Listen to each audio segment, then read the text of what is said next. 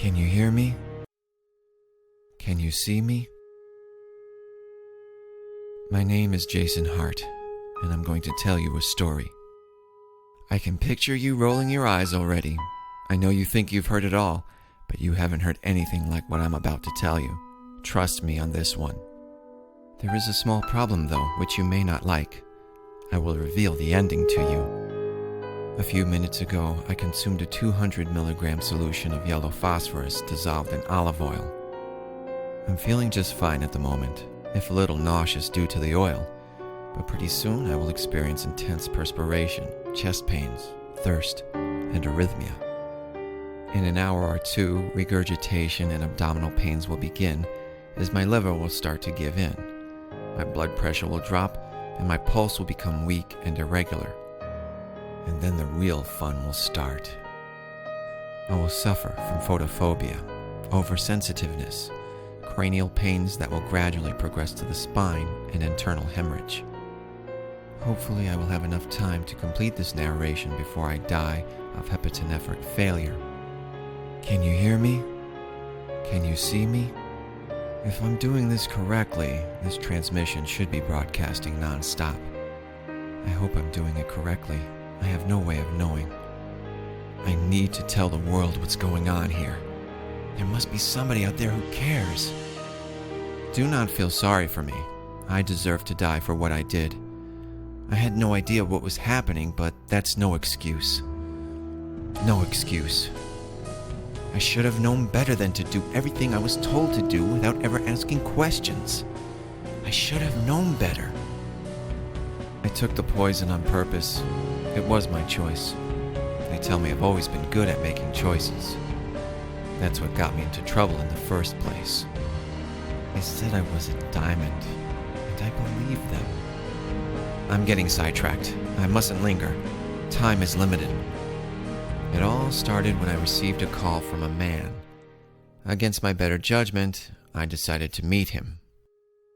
Before we begin, I would like to clarify something. Yes? I'm not in the habit of meeting strangers in bars. Especially not male strangers. I understand. Are you sure you're not going to, hit on me? As I told you 3 times on the phone, Jason, no. This is a business meeting. I may call you Jason, right? Sure, and I'll just call you... You'll just call me Mr. Hungerton. I'm just trying to make sure you're not some middle-aged guy who likes the company of teenage boys. I assure you I am not, but it's interesting that you still think of yourself as a teenager. Well, I've only stopped being one, 3 months ago. 5 to be exact. You know when my birthday is? I know everything about you, my young friend. Jason Hart, age 20, born in Glenboro, Kansas, where you've been living all your life. You live with your mother, Carol Hart, age 48, cashier, divorced, no siblings. You quit high school 2 months before graduation. You have one friend, Robert, who has no friends. Am I supposed to be impressed? That was not my intention. What is your intention, then, Mr. Hungerton? I'm glad you asked, my dear boy. I want to offer you a job. I guess that you haven't done your homework as well as you thought. I already have a job. You are currently employed as a part-time office boy in the local newspaper. That's hardly what most people would call a career. I suppose you have a point there. What is this job about, then? Before we go into that, I'd like you to answer some questions. I'm listening. Why did you come here tonight, Jason? Curiosity, I guess. I think we both know it's more than that. We do? Enlighten me, please, because I've been asking myself the same question. I think that deep inside you, Jason, you know that you were meant for bigger things. Deep inside, you know you were special. You don't have to be a genius to figure that out. Nobody believes that his destiny is to have a dead-end job in a small town. Why did you quit high school, by the way? Your grades were not bad at all. You know about my grades, too? As a matter of fact, your grades are what helped us track you down. To be exact, We have access to all the tests you took since junior high school. We are particularly interested in, let's call it, unusual activities of students. And what sort of unusual activity did you notice in my tests? All sorts of things, but especially your performance in multiple choice exams. Mr. Hungerton explained to me that he works for an organization that recruits people with special skills. The name of the organization was Diamonds in the Rough. They specialized in finding those people, hiring them, and perfecting their abilities. Apparently, I have a special skill myself. It's hard for me to explain what it is, and it will be even harder for you to believe it. Ever since I can remember, when people asked me to pick out from a number of options, I was always able to select the one they wanted me to select. Note what I'm saying. The one they wanted me to select, not necessarily the one I wanted to choose. This is crucial for you to understand. Of course, it didn't always work. I needed to concentrate on the task in order to get it right. Actually, concentrate is not the right word for it, but it's the best I can think of to make you understand. By the time I reached puberty, I started to realize that what I had was not a common skill. It frightened me in ways you cannot begin to imagine, so I used it less and less often. After some point, I simply stopped thinking about it. It was as if it had never existed, until the DITR people found me. They made me an offer I couldn't refuse. It's not every day that a small-town boy like me gets offered a big salary and a house. All I had to do was try it for a few days, and if I didn't like it, I could quit. If I did decide to do it, however, I would have to follow 3 simple rules. 1. Sign a 5-year contract. 2. Remain in a confined town for that period. 3. Never leave the town or try to contact anyone outside it. Everything happened very fast. They advised me against packing too many of my personal belongings. They would provide me with everything I needed there. I said goodbye to a few people, none of whom seemed to care much that I was leaving, including my mother. We boarded a private airplane. I have no idea where we flew to. I slept throughout the entire trip. I didn't even know which state I was in, and at the time, I didn't really care. During the first few days, they asked me to take some tests, some of them written, some medical. They were neither stressful nor painful. On the 4th day, I was given my first assignment. It was simply a question of choosing between 2 numbers that were written on a piece of paper. At the end of the first week, they asked me if I wanted the job. I saw no reason not to accept. It was the easiest job in the world. The money was more than I needed, and I had even made some friends among the employees. 4 weeks and several assignments later, I found something in my house that made me wonder for the first time what it was that I was doing there.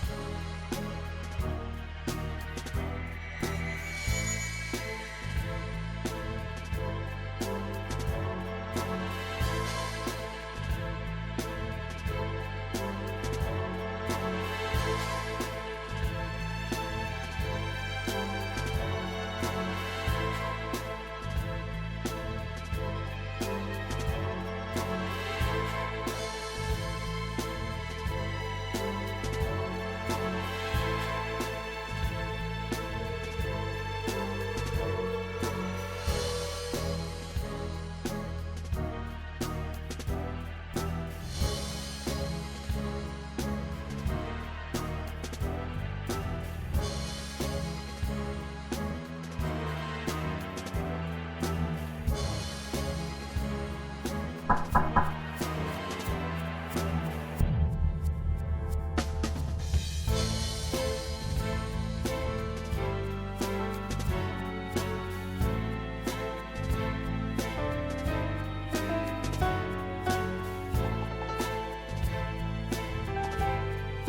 there, kiddo. What's your name?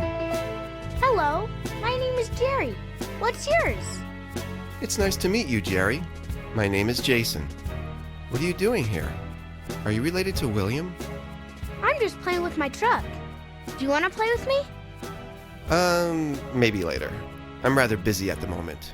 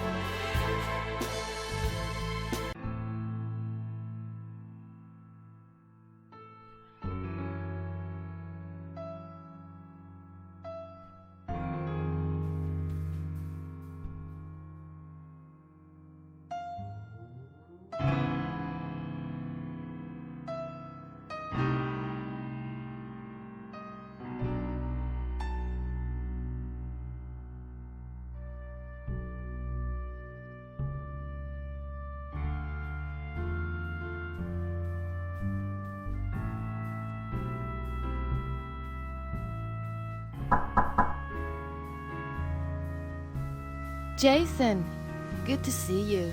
Come on in.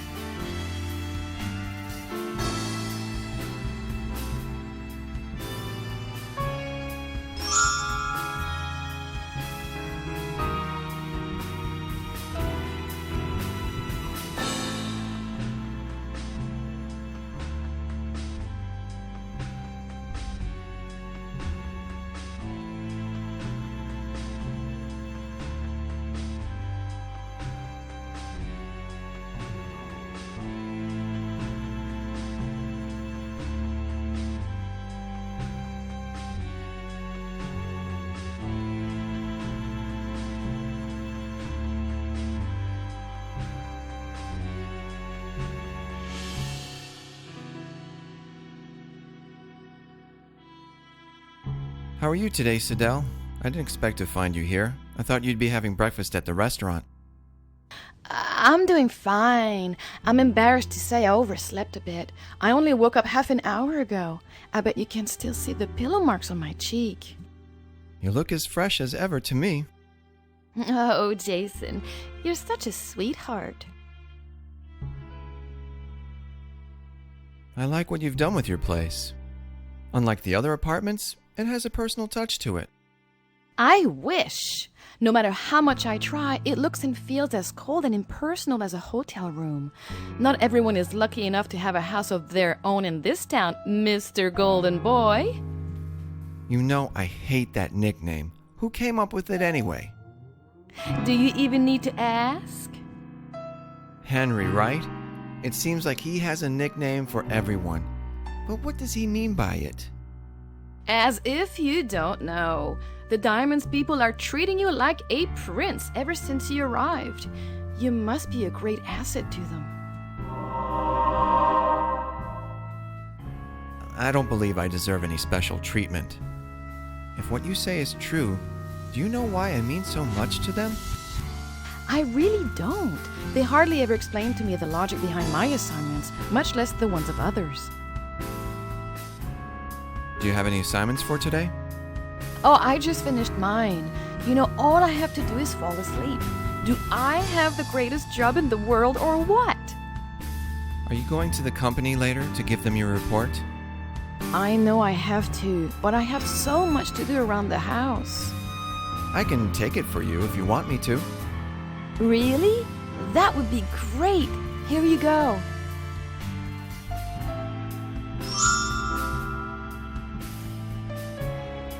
Do you enjoy living in this town? There's not much one can do here. I was never much of a party animal. This town has a huge library that never runs out of good books and some interesting people to hang out with. That is all I need. Why do you ask? Are you bored already? Me? Where I grew up, the idea of having fun was throwing rocks at lampposts. I do miss television and the internet, though. You'll get used to it soon. Why do you think they keep us isolated like this? William says that in order for us to perform our best, we need to have as little influence from the outside world as possible. I'd better get going. Catch you later, Jason.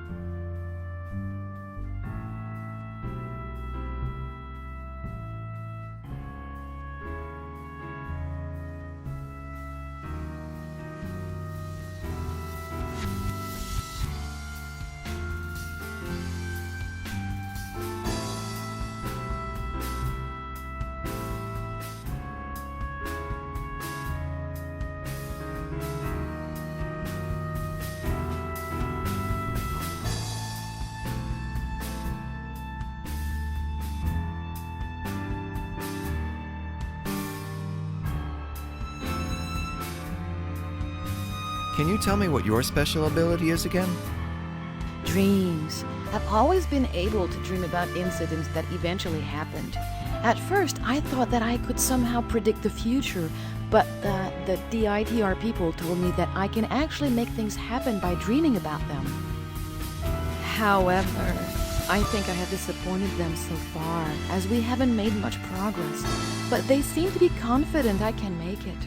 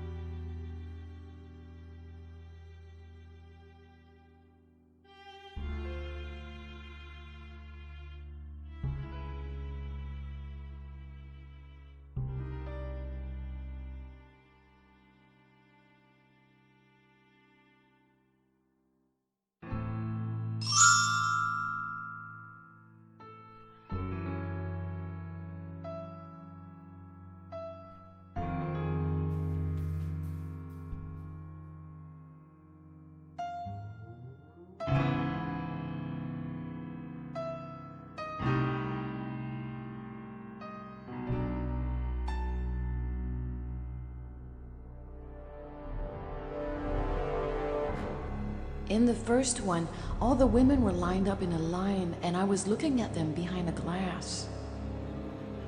Jason was next to me. He was holding my hand. That was the first time I had managed to summon him in one of my dreams. It felt so good to have him beside me. His hand was warm to the touch. His voice was soothing and reassuring. He said, "Don't worry, Sydel. We can see them, but they can't." Then he started pointing at some of the women, one by one, singling them out.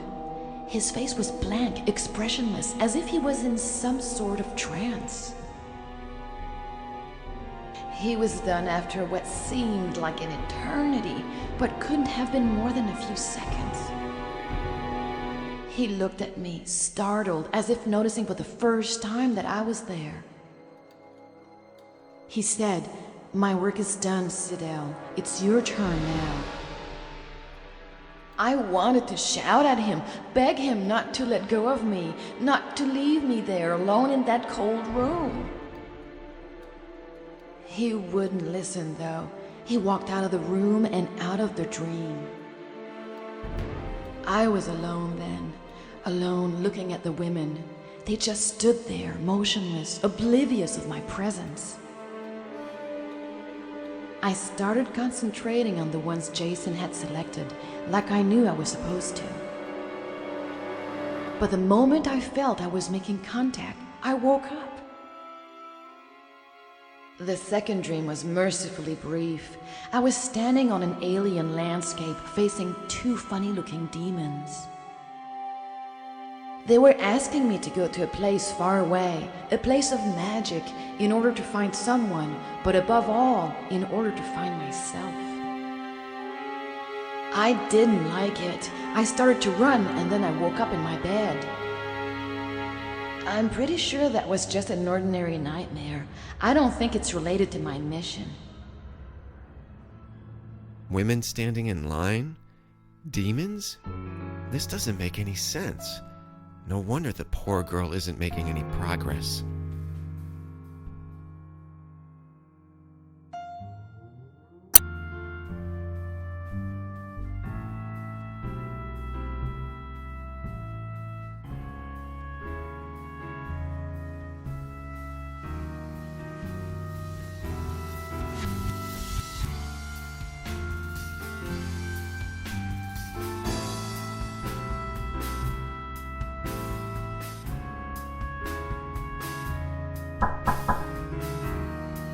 Come on in. The door's unlocked.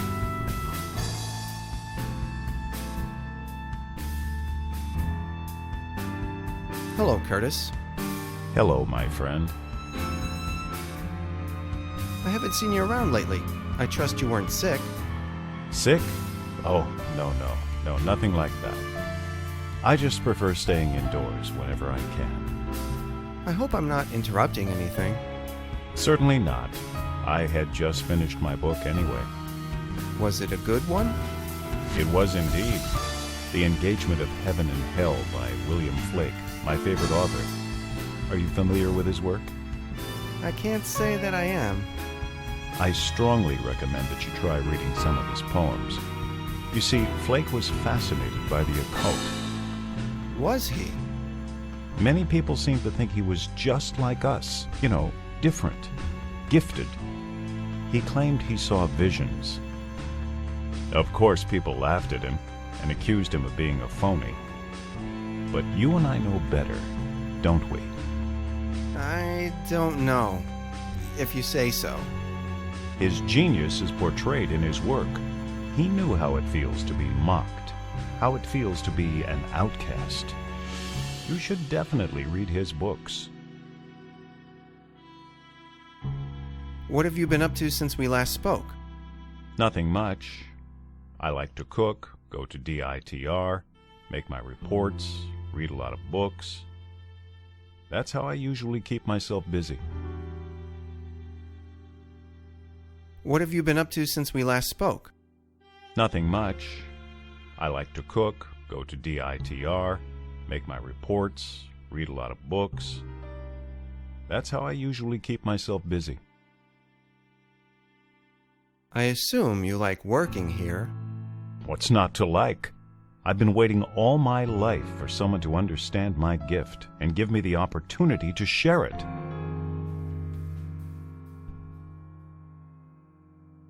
I'm off then. Bye, Jason.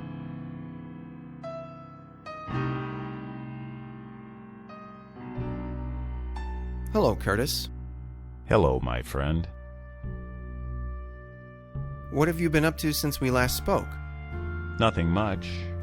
I like to cook, go to DITR, make my reports, read a lot of books. That's how I usually keep myself busy. I'm off then. Bye, Jason.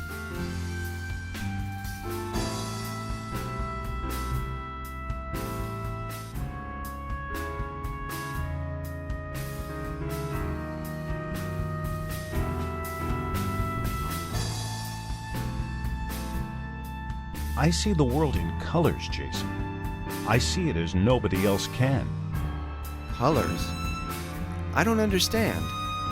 Everything is a color for me. Your voice, a flower's scent, a random thought. Sometimes they are bright and joyful, sometimes dark and gloomy.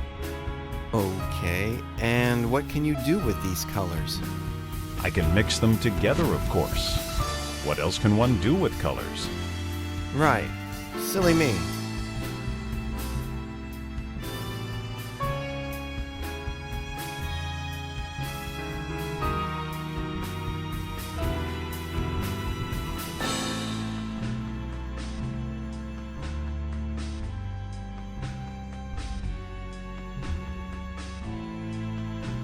Curtis, I was wondering if you could do me a favor. Sure, what is it? There's an old desk in my attic. I want to move it against the wall to free up some space, but it's too heavy for me. Do you think you could give me a hand? I could do that, but first you have to do something for me. Name it. Can you return my book to the library and get me something else to read? Sure, no problem. What can I get for you? Surprise me.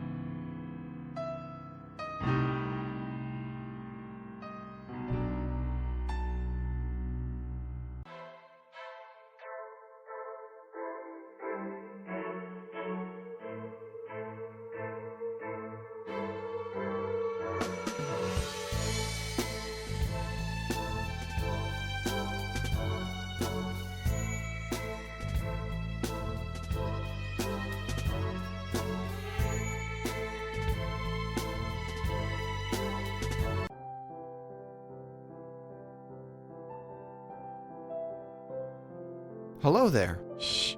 Keep your voice down, please. This is a library. What on earth for? We're the only ones here, and neither of us is reading. That's beside the point, sir. Rules are rules. I need something good to read. Any suggestions? Yes, as a matter of fact, I have one. Go look for a book. So much for customer service.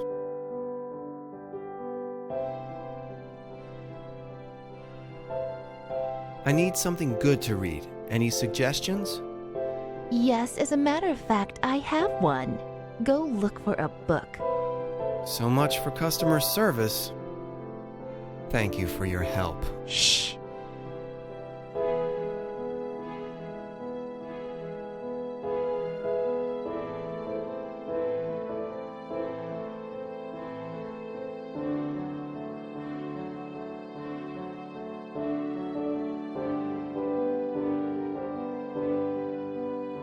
I want to return this book. Certainly, sir.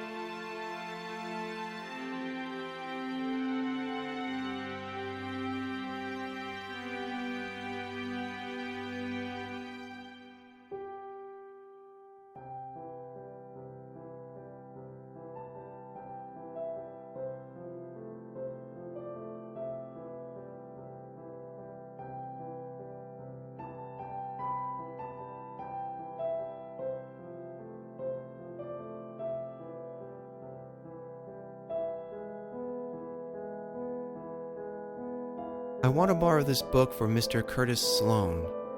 Very well, sir.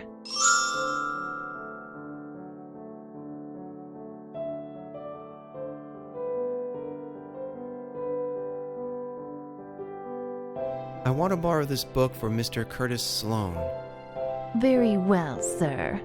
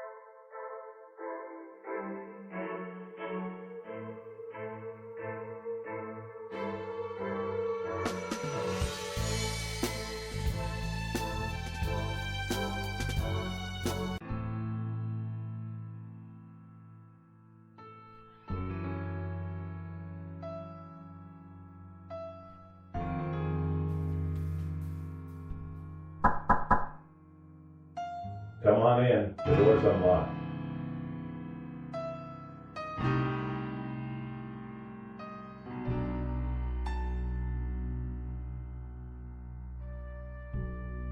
Here you go, Curtis. I hope you'll like it.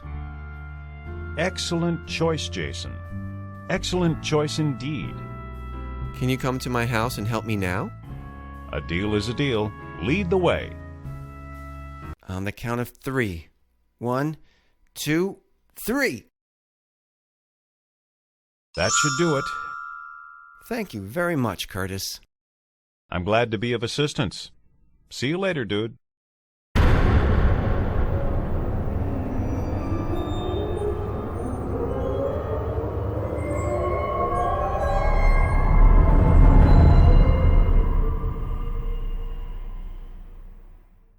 That message on the attic desk gave me the creeps. What did that phrase mean? Apparently, the person who had used some sort of sharp instrument to carve those words did not share everyone's view on how ideal this town was. But what could possibly be going through that person's mind when he did it? Those two phrases revealed so much sorrow, so much frustration, so much disappointment. I could only assume that the previous tenant was responsible for it. I needed to find out more. Later that day, I'll be right back. I need a glass of water.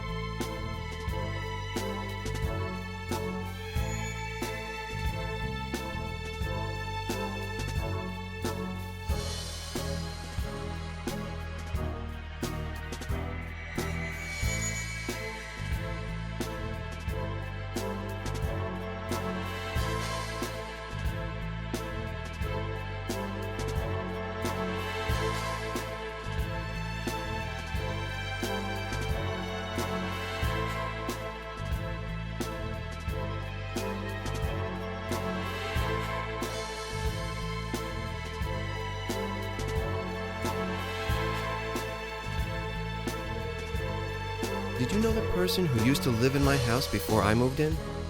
You mean Robert Bennett? What about him? was weird. I didn't get to know him very well. He left shortly after I arrived. Sidel, I'm really worried about this. It seems that Robert found something about DITR that shook him. What if things here aren't as innocent as we think they are? From what I can remember, he was a quiet fellow. He kept to himself most of the time. To be honest, I think you're jumping to conclusions. You mean to say that this doesn't upset you at all? Why should it? That guy obviously had issues. That doesn't necessarily mean there was something wrong with his job. You should talk to Henry. He and Robert used to be friends.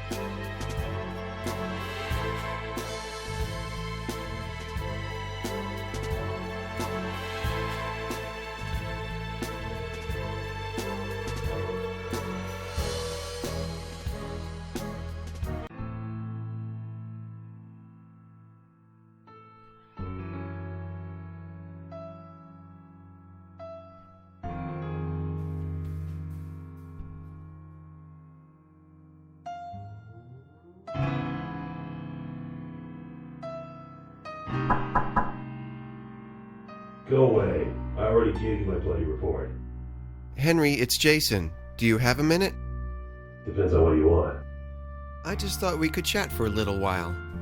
What you found wrong. Leave me alone.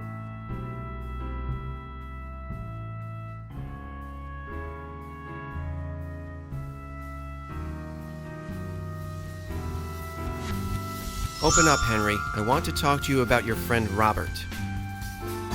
Whoa. Do you always answer the door in your underwear?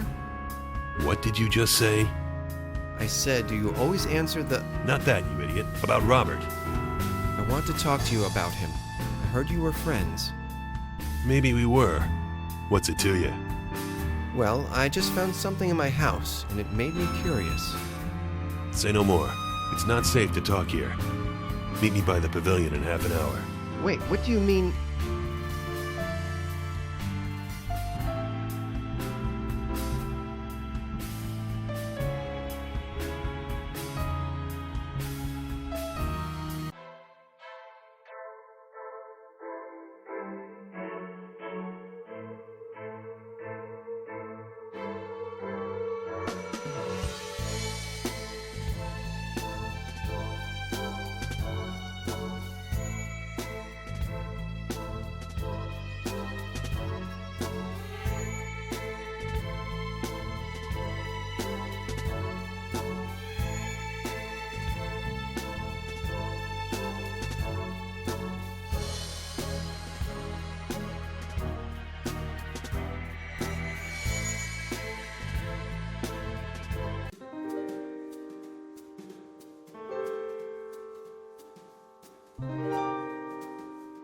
Hello, Mark. How's it hanging? Oh, I can't complain. How about yourself? All is well, thank you. Business is slow today, isn't it? Business is always slow in this bar. Sometimes I'm so bored I can hardly keep my eyes open. Pour me a drink, bartender. Very funny, Jason. You know I don't serve underage people, and the last time I checked, you were under 21. Keep up the good work, then.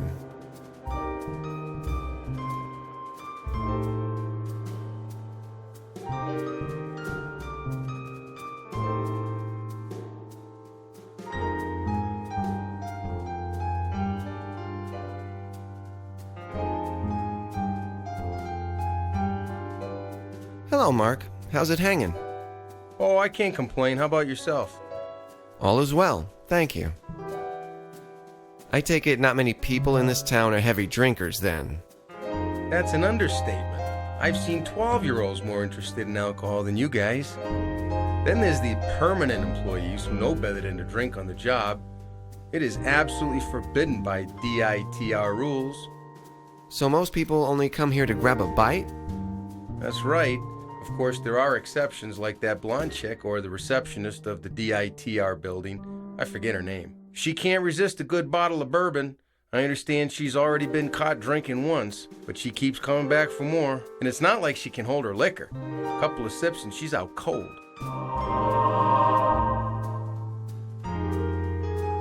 Keep up the good work, then.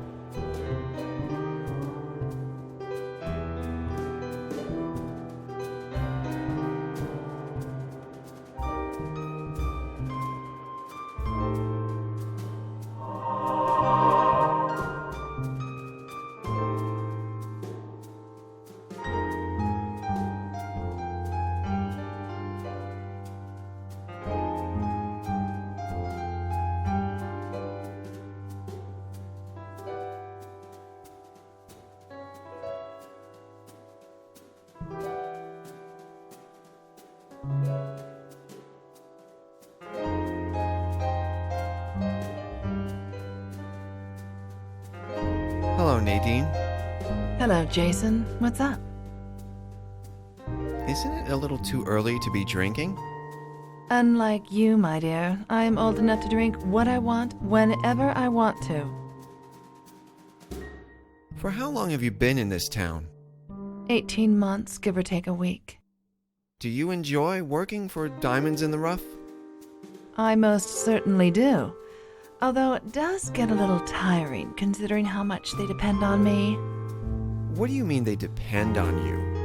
What is it that you do exactly? What's your special ability? Let's just say I give the final touch, that crucial ingredient that makes the recipe work. I'm not sure I'm following you.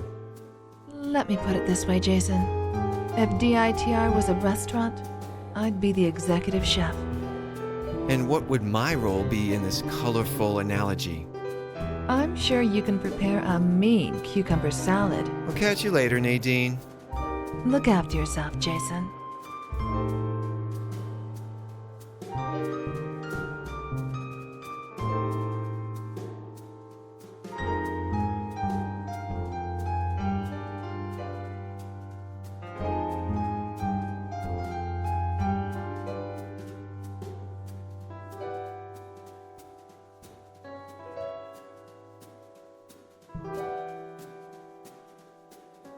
Pieces of coal? What is that supposed to mean? I'm not sure. That's what I'm trying to find out. And you believe Robert wrote that message? Well, he lived there. And maybe that desk used to be in the bedroom downstairs. Why would he write such a thing? Can you think of any reasons? I can't say that I can, Jason, but it certainly makes me feel uneasy. All I know is that Robert left town without even saying goodbye to us. One day he was there, the next day he was gone. We were told that his contract had expired.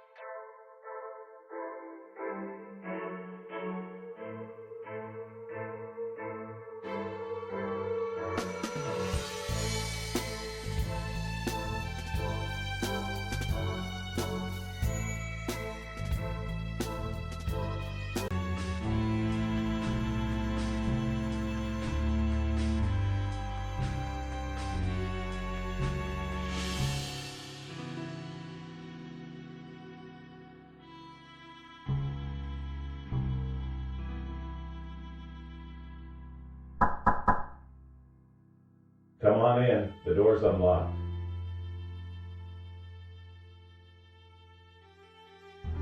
Hello, Curtis. Hello, my friend. I haven't seen you around lately. I trust you weren't sick. Sick? Oh, no, nothing like that. I just prefer staying indoors whenever I can. I hope I'm not interrupting anything. Certainly not. I had just finished my book anyway.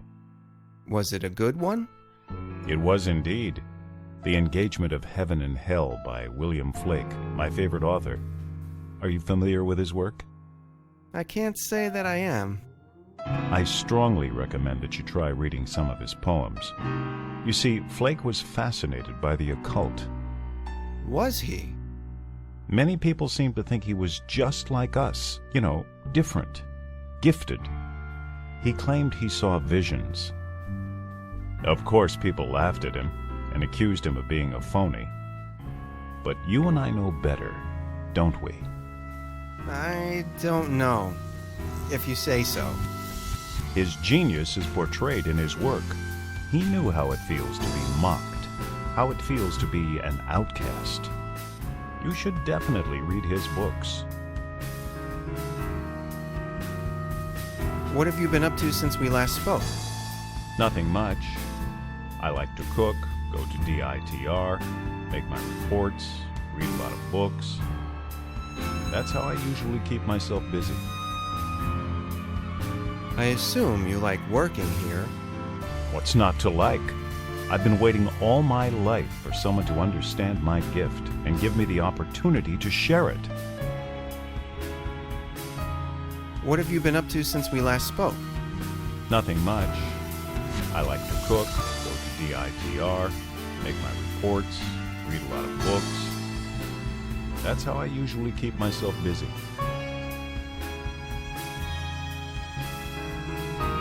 I'm off then. Bye, Jason.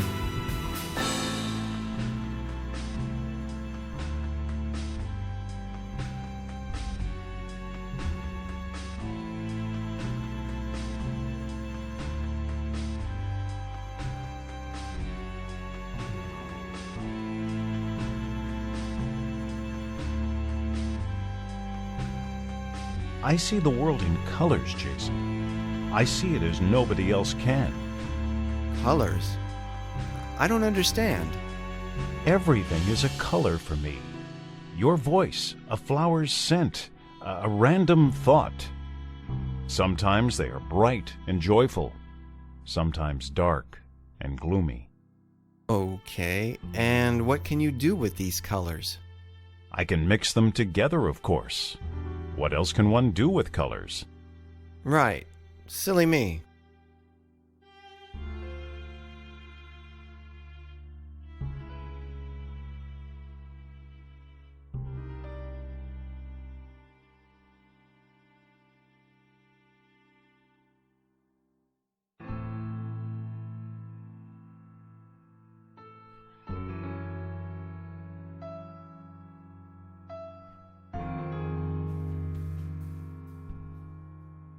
I see the world in colors, Jason.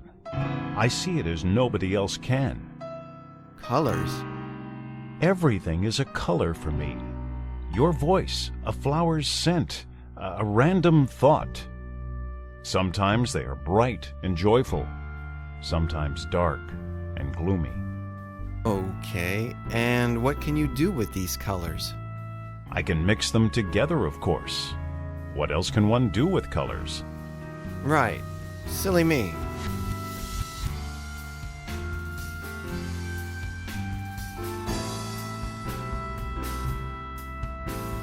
Please don't take it, Jason. I have to return it to the library. Otherwise, they won't let me have a new one.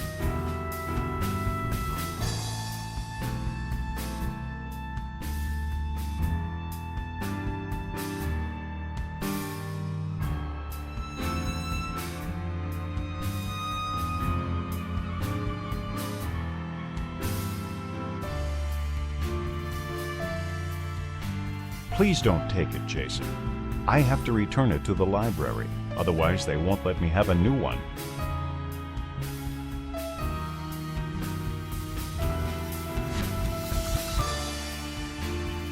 Hello, Curtis. Hello, my friend. I'm off then. Bye, Jason.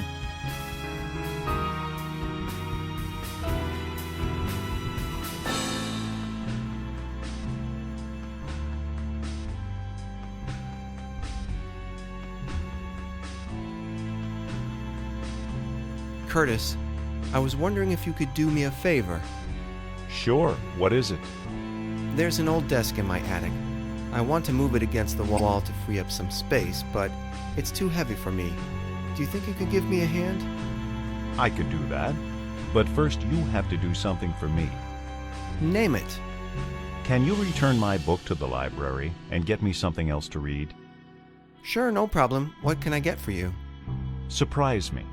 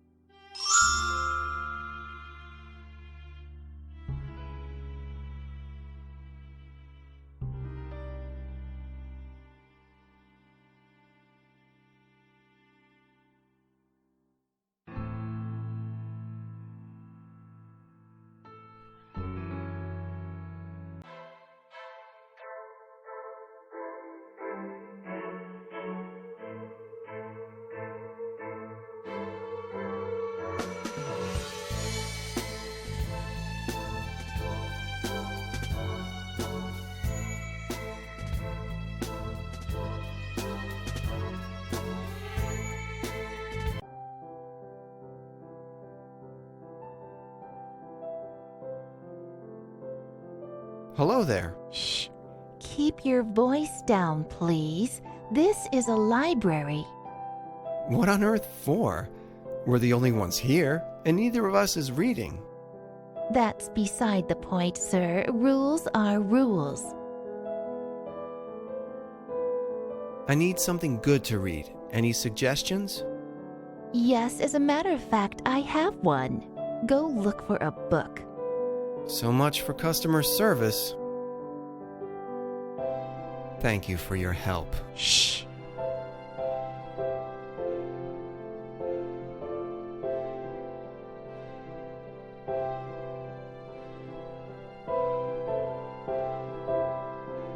I want to return this book. Certainly, sir.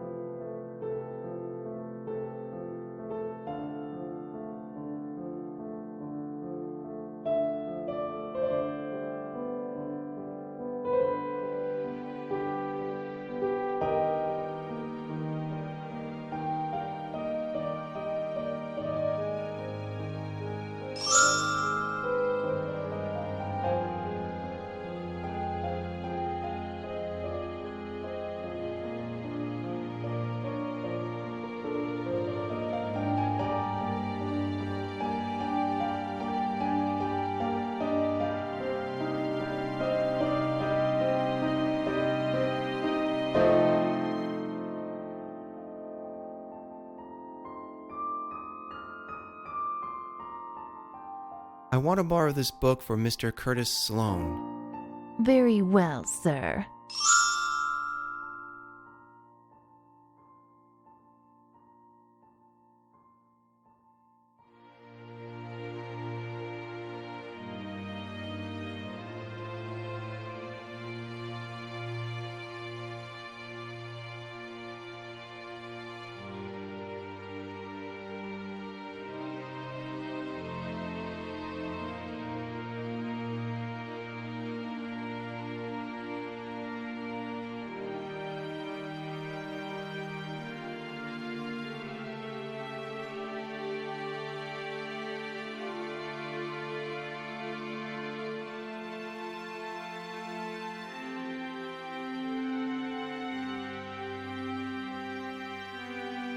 I want to borrow this book for Mr. Curtis Sloan. Very well, sir.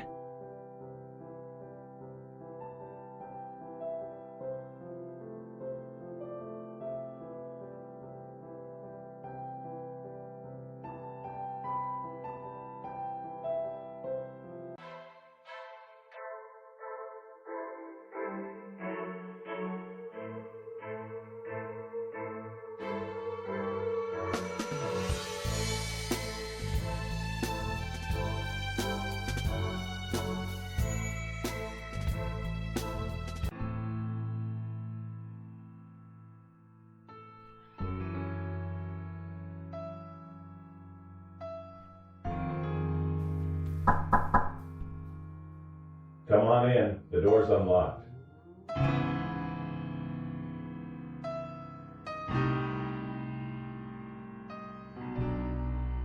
Here you go, Curtis. I hope you'll like it. Excellent choice, Jason. Excellent choice indeed. Can you come to my house and help me now? A deal is a deal. Lead the way. On the count of 3. 1, 2, 3. That should do it. Thank you very much, Curtis. I'm glad to be of assistance. See you later, dude.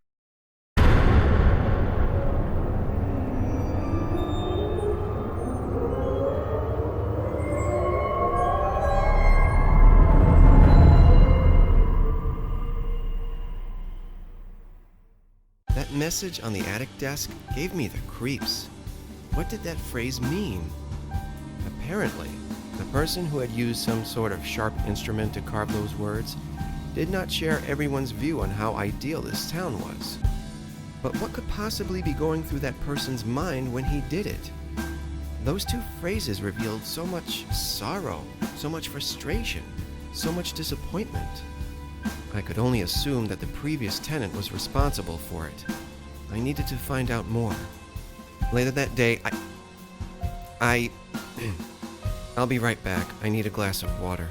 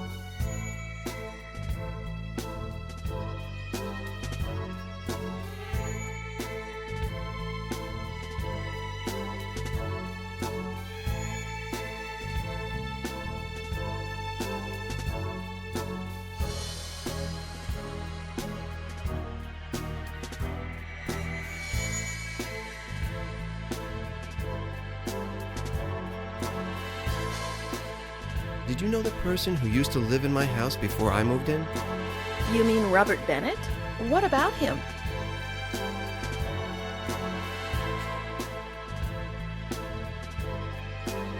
That's weird. I didn't get to know him very well. He left shortly after I arrived. Sidel, I am really worried about this. It seems that Robert found something about DITR that shook him. What if things here aren't as innocent as we think they are? From what I can remember, he was a quiet fellow. He kept to himself most of the time. To be honest, I think you're jumping to conclusions. You mean to say that this doesn't upset you at all? Why should it? That guy obviously had issues. That doesn't necessarily mean there was something wrong with his job. You should talk to Henry. He and Robert used to be friends.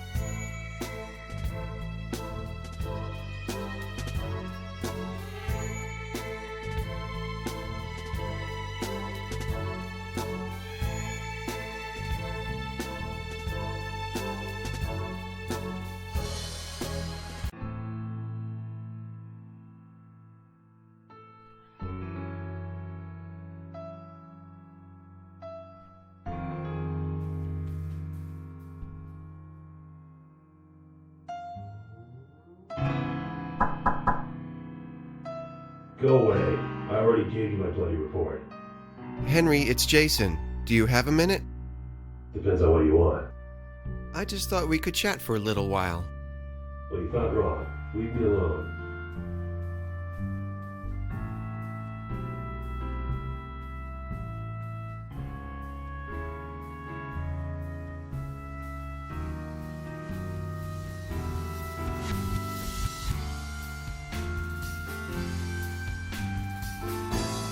Open up, Henry. I want to talk to you about your friend Robert.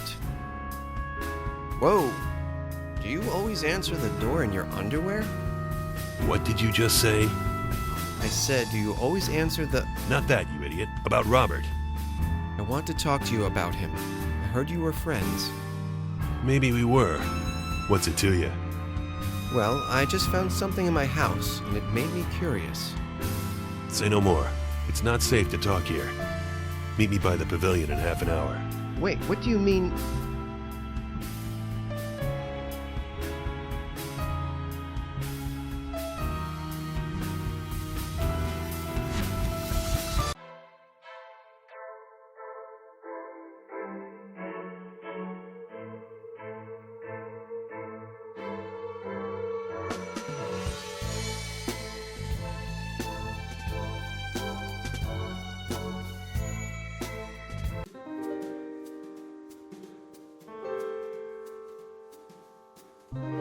Hello, Mark. How's it hanging?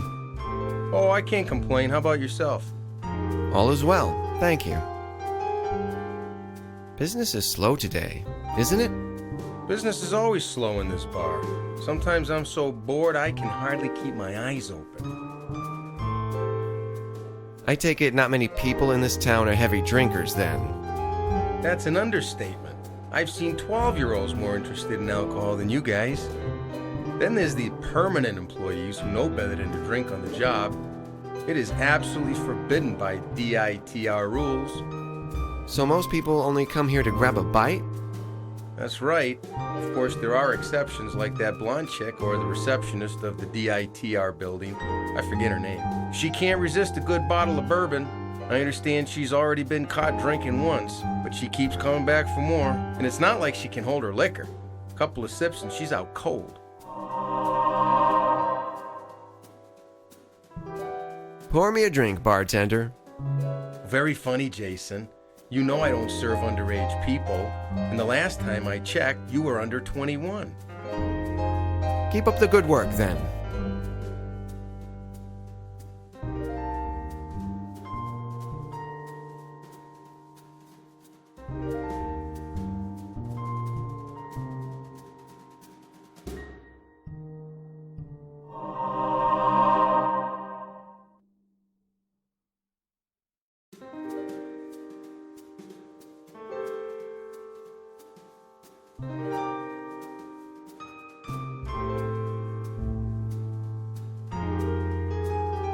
Hello, Nadine.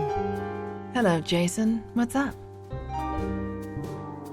Isn't it a little too early to be drinking? Unlike you, my dear, I'm old enough to drink what I want, whenever I want to. For how long have you been in this town? 18 months, give or take a week. Do you enjoy working for Diamonds in the Rough? I most certainly do. Although it does get a little tiring, considering how much they depend on me. What do you mean they depend on you? What is it that you do exactly? What's your special ability? Let's just say I give the final touch, that crucial ingredient that makes the recipe work. I'm not sure I'm following you. Let me put it this way, Jason. If DITR was a restaurant, I'd be the executive chef. And what would my role be in this colorful analogy? I'm sure you can prepare a mean cucumber salad. We'll catch you later, Nadine. Look after yourself, Jason.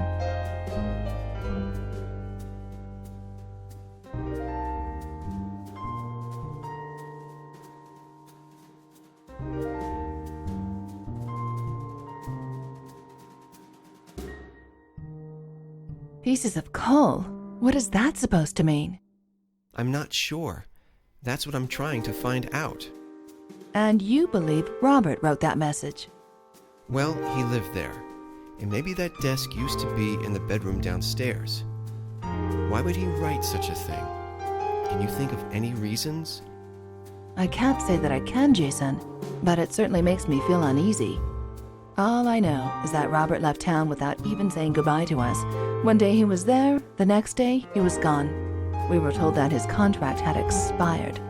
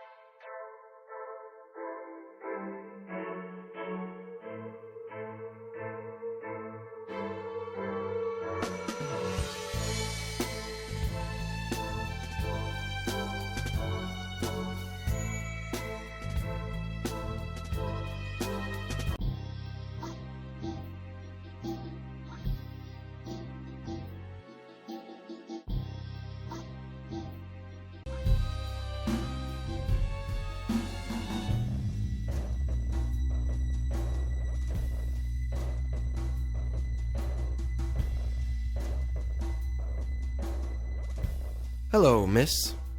Hello, Mr. Hart. What can I do for you? Is Mr. Hungerton upstairs? He is indeed. I need to talk to the doctor. Is he here? Yes, he is. You will find him in his office. Keep up the good work, then.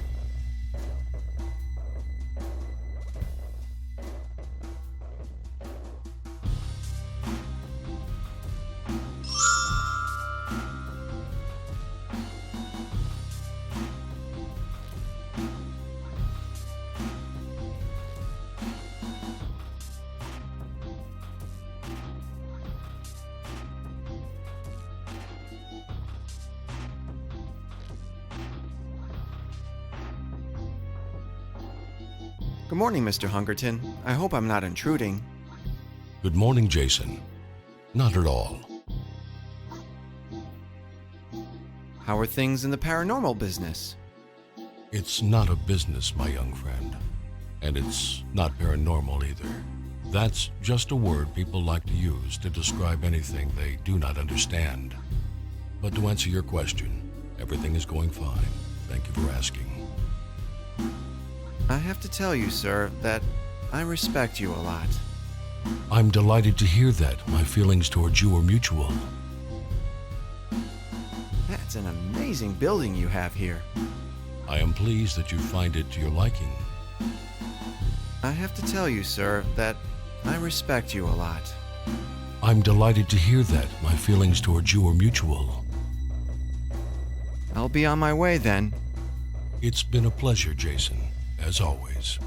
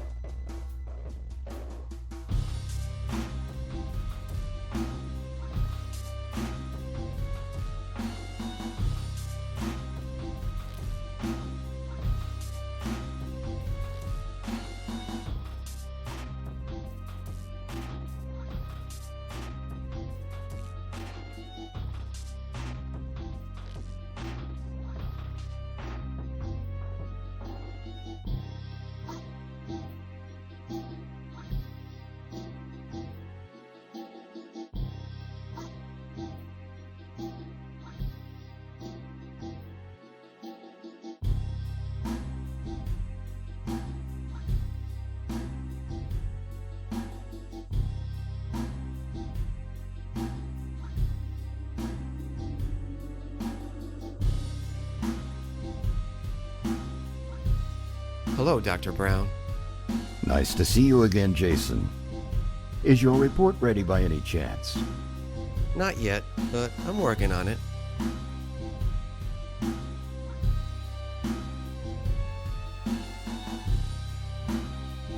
Dr. Brown, I wanted to talk to you about my assignment. I think I'm going to need some help. Yes, I figured you would. Let us go to the briefing room then. Okay, Jason, we've done this before, so it shouldn't be a problem for you. Are you ready to begin? I guess I am. I need you to concentrate on the screen. Remember to control your breathing and slowly clear your mind for me. Can you do that? I'll do my best. Just keep your eyes on the screen. Think of the room you are currently in. What is inside the room, Jason? Can you tell me?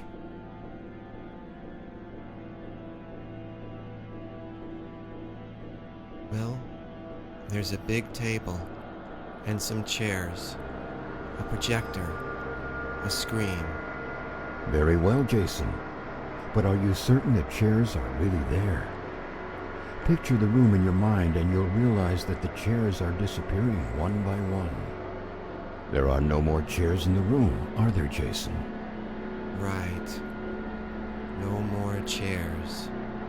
Very well.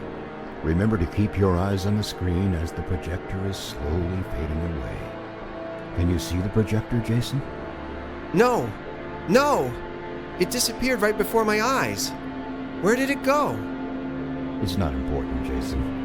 Relax. Now the table turns dimmer and dimmer until that's gone too. Can you see the table, Jason? I cannot see the table. Excellent. Excellent. What do you see then, Jason? The screen. That's my boy. Only the screen is in front of you. The whole room is the screen. Now your entire world is the screen, Jason. Is that right? Right. The screen. Jason. 2, 7, 12, 14. 12. 1, 3, 8, 15. 1. 5, 6, 10, 13. 10. Very well, Jason. Very well indeed. Now picture the room again. You'll notice the table is back.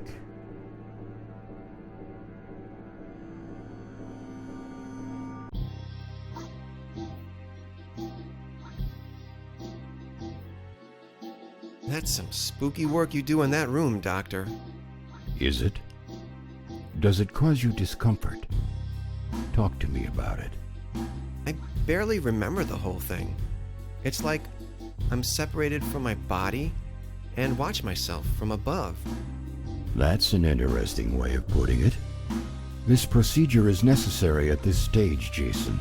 It's supposed to stimulate your special ability. How do you even know it works? Trust me, I know it. When you clear your mind of everything else, you also get rid of the fear that's been holding you back for years. The fear of using your power. At the moment, your abilities lie in a thin layer of your subconscious. My job is to help you move it to a superior level. Pretty soon you will not need the hypnosis. You will be able to summon your ability at will.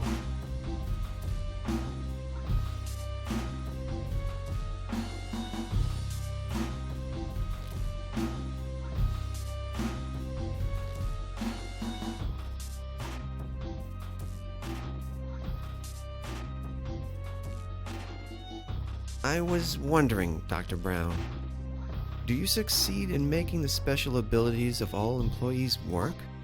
My success rate is quite high, but alas, not 100%. How do you find the right people to employ? It's mostly a matter of knowing what to look for. I admit that serendipity has also been a factor. Sometimes we just get lucky. Do you use hypnosis on all the employees? As a matter of fact, I don't. Different people require different treatments. Sometimes it's hypnosis, sometimes it's medication, and sometimes all a person needs is someone to talk to.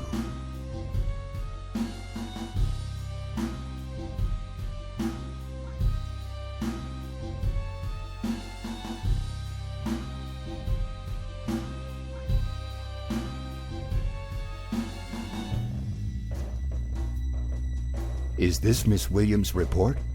So kind of you to bring it.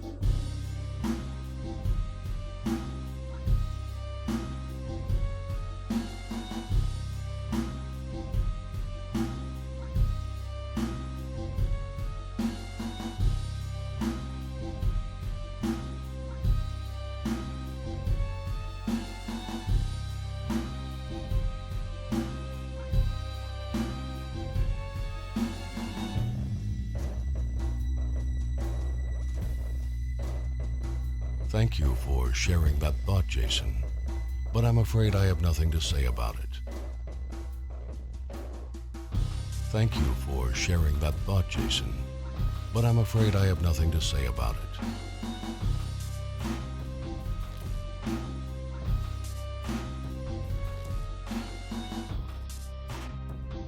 Sir, about Henry Saunders. Yes? What about him? I was wondering what your take on him is. He's a perky fellow, isn't he? Bitter would be my word of choice. There is a thin line between eccentric and dangerous behavior, Jason, and my understanding is that Mr. Saunders will never cross it. His banters may irritate some, but personally, I'm amused by them. Did you just say amused? Indeed. Bald Santa Claus, isn't that what he calls me? There is no need to deny it, my boy. Although I'm not exactly sure what he means by it. I nevertheless humbly accept his affectionately bestowed honorary title.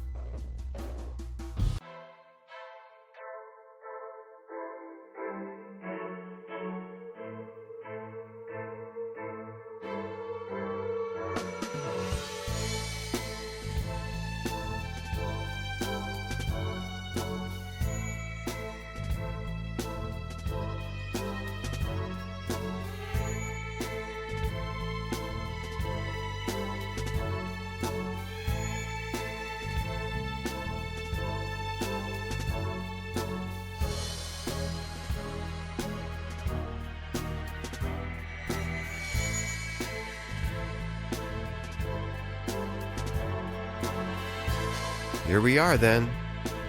Yep. Why the secrecy, Henry? No offense, but you strike me as a little paranoid. Let me get something straight, Golden Boy. Your opinion does not mean squat to me. Now listen carefully, as I'm going to ask you a very simple question. Fair enough. I'm listening. Are you sure you want to go through with this? Through what, exactly? Until today, you've been living happily inside the crystal world those people have conveniently built for you. Big house, big salary, easy job, no questions asked, no worries. If you decide to snoop around and actually try to find some answers about what's going on here, the illusion of perfection will disappear. More than that, your presence in this town will become uncomfortable, even dangerous. So the question is, are you sure you want to do that to yourself? I need answers, Henry. I can't stay here for 5 years without having a clue about what I'm doing. You seem sincere. I must be going crazy, but I'm going to trust you. Let's start by comparing notes. What do you got? I see. Poor Robert was really losing it towards the end. It's your turn now. What can you tell me? What do you want to know? What do you want to know?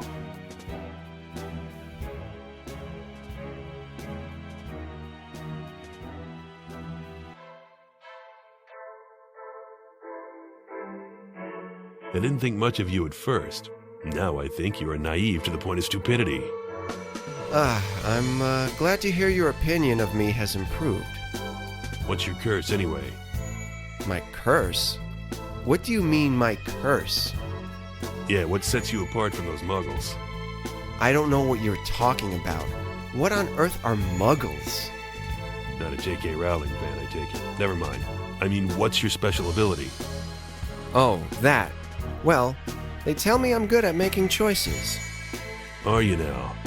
And have you mastered that ability yet? Not really. I think I'm getting there, though. Every time I have a session with Dr. Brown, I seem to feel more in control afterwards. You need to keep doing the assignments they give you. Otherwise, they might get suspicious. Plus, it would be a good idea if you could perfect your ability. If we're going to solve this, we need all the weapons we can get.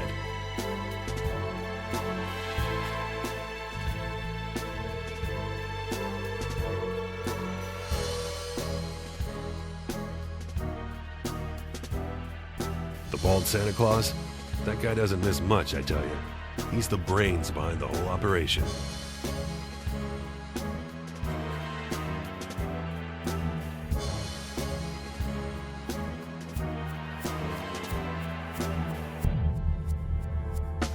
The princess is sweet, but she refuses to answer 9 out of every 10 questions. At first, I thought she was hiding something about DITR, but then I read her record. It's no wonder that poor thing doesn't want to talk about her past. And don't even think about asking. I collect the dossiers for information, not gossip. You know, I managed to read one of her reports. It was confusing. She was just describing a dream that involved some women. I was in her dream as well. I see. It could mean nothing, but any information we learn can prove useful in the long run. See if you can find anything else.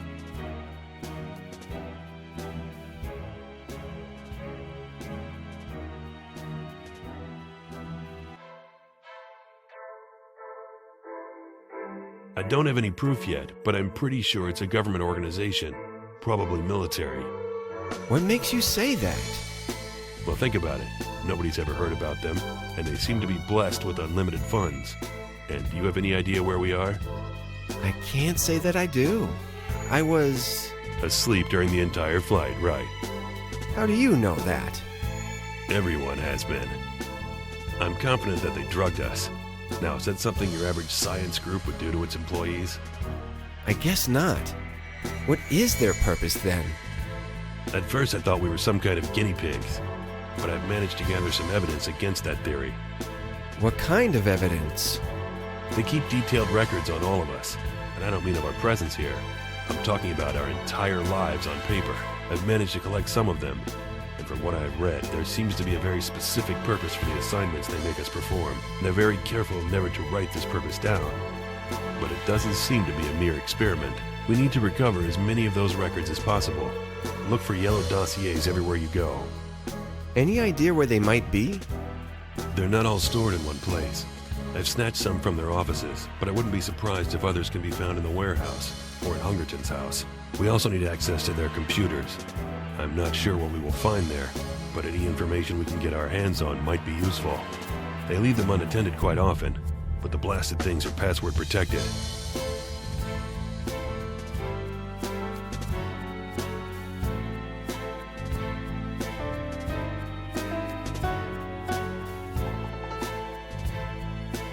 I can tell when people lie.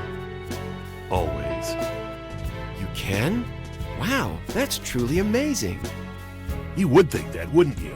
You weren't the one who couldn't hold on to a real friend in his entire life. You weren't the one who didn't dare ask his own parents whether they cared for him or not. Hey, calm down, Henry. I was merely suggesting that... People lie all the time, Golden Boy. You have no idea how much.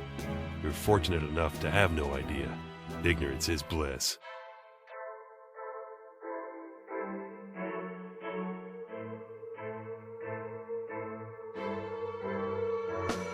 You're wasting my time, boy.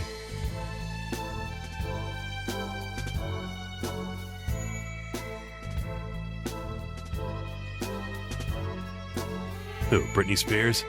I don't trust that self-righteous bitch for a second. If she knew what I was up to, she'd spill the beans to Hungerton in a second.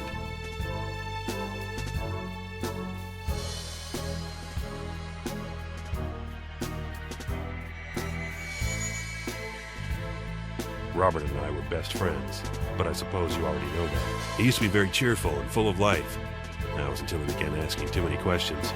The DITR people then started giving him a hard time, when Brown was keeping him in his office for hours every day. We were in it together. They suspected that much, but we were always careful, so their suspicions were never confirmed. What was Robert's special ability? He could produce apparitions. Apparitions? I don't follow you. Robert could create a full image of a walking, talking person out of thin air. It only worked within a certain distance and for a short period of time. They seemed desperate to eliminate those limitations. The day before he disappeared, I managed to meet him in the bar for a couple of minutes. The place was crowded, not by coincidence. They never wanted him to be alone with another employee if they could help it, so that he couldn't reveal much. But he managed to tell me that he had finally discovered their goal, and his role in it. We made an appointment for the next day, but he never showed up. They told everyone he had requested the termination of his contract, and and that he had left town in a hurry. I didn't need any special skills to understand they were lying. I'm confident they got rid of him. Henry, you're not suggesting murder, are you? That's exactly what I'm suggesting. He would never leave without contacting me first. That seems a little too hard to swallow.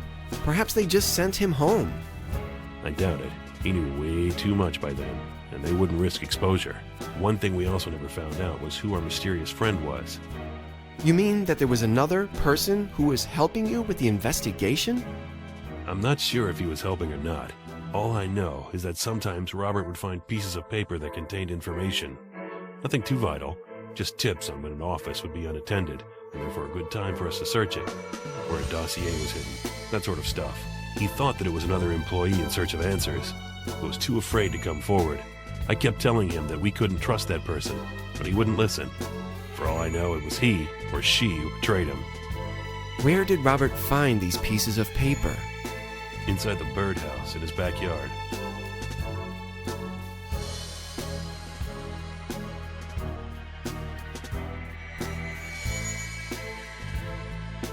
I spent my entire life keeping to myself and minding my own business. What did you do for a living before you came to town? I've done all sorts of things, mostly jobs that didn't require me to talk much to people. I was a night watchman, carpenter, a mime. A mime? Are you serious? Yeah, laugh all you want. It was the best job I ever had until the cops kicked me out of Jackson Square. I was a lorry driver when Hungerton found me. I knew he was lying through his teeth about every other thing he said, but I didn't really care. Most employers do anyway. I'll tell you what gives me the creeps about that guy. He knows I can tell he's lying, but he doesn't give a damn.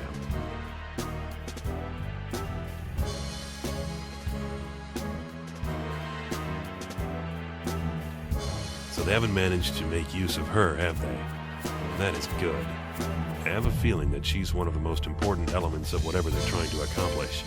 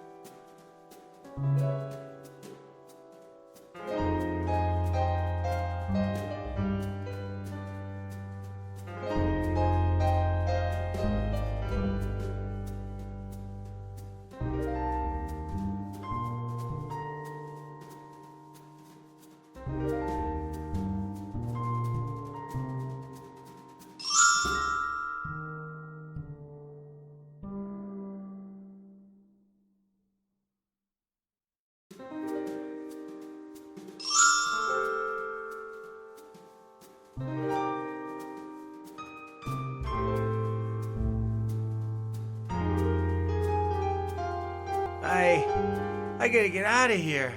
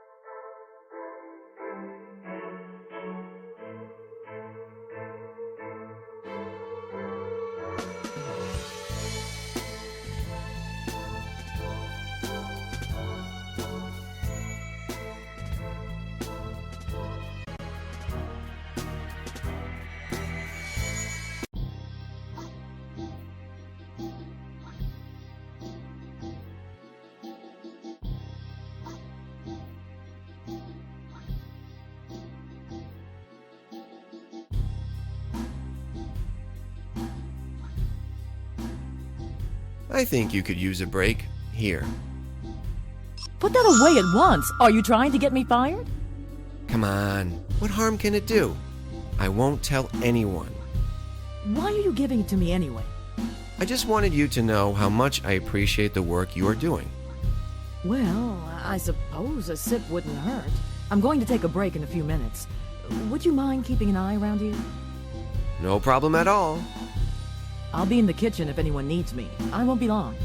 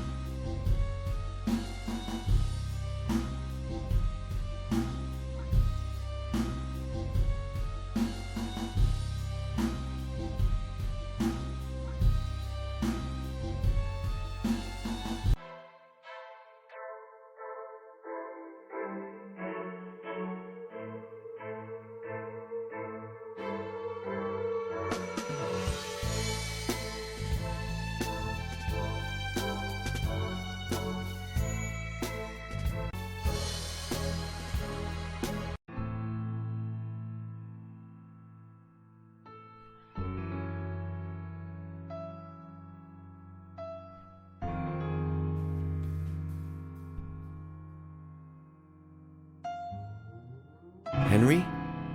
Are you in there?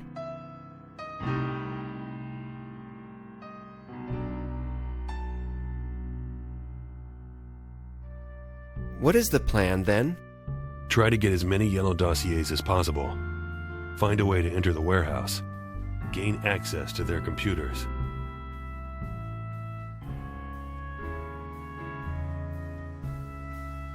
I managed to take photos of Benjamin's file. Excellent. Send them to me.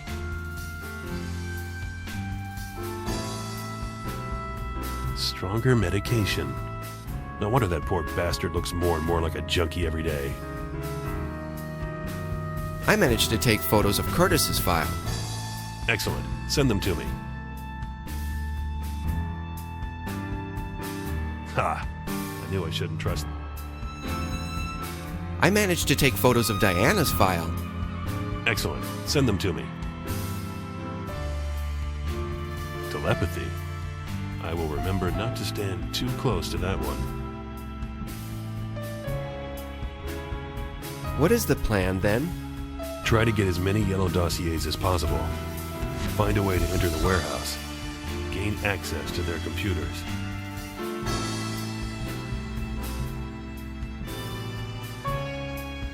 When will we meet again? Come and find me when you have some information for me.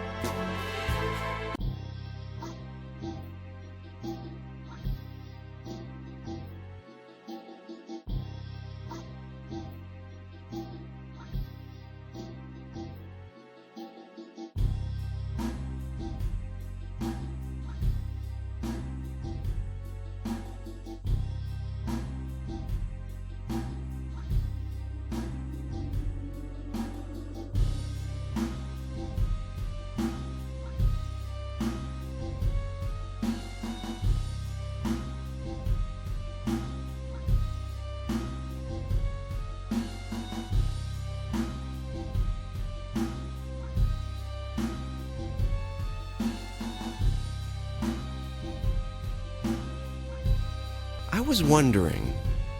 One more session, then? Very well. Let us proceed.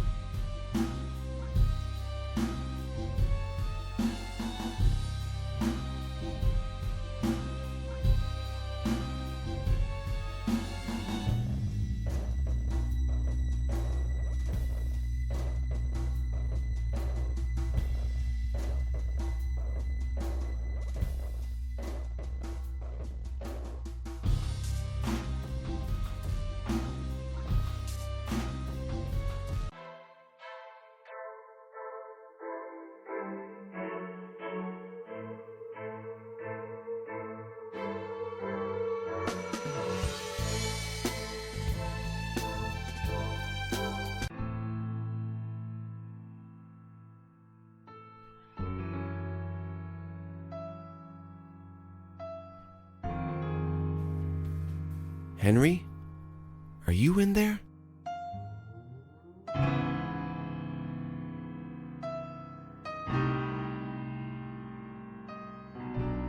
I gained access to the receptionist's computer. Well done. What did you find? Nothing of interest then. I'm not surprised. I'm sure most of the people working in this town have no idea about what's going on. So, what do you make of all this? You haven't found out anything vital yet, but you did a good job.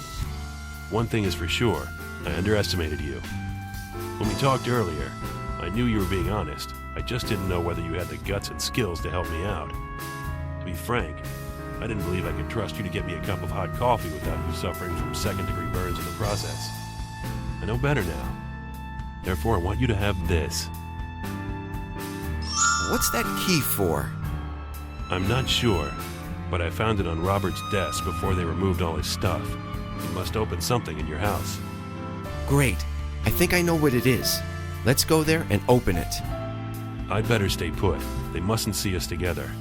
They never stop following me closely, but I'm pretty sure they don't suspect you. At least not yet.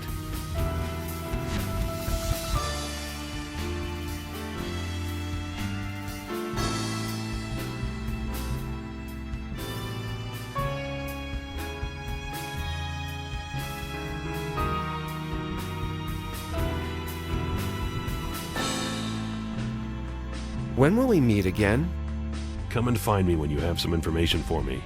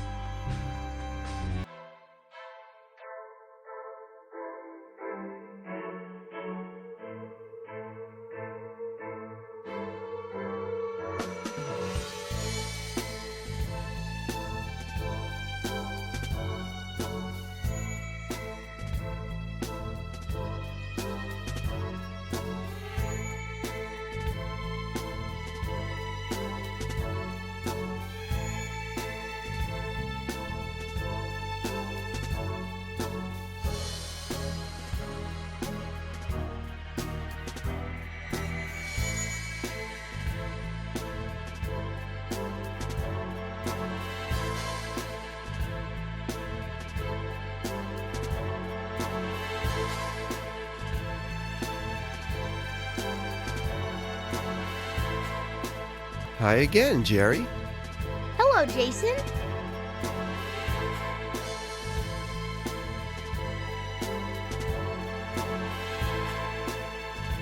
Where are your parents, Jerry? They're around here somewhere. And where do you all live? In the apartment building. Second floor, right across the stairs.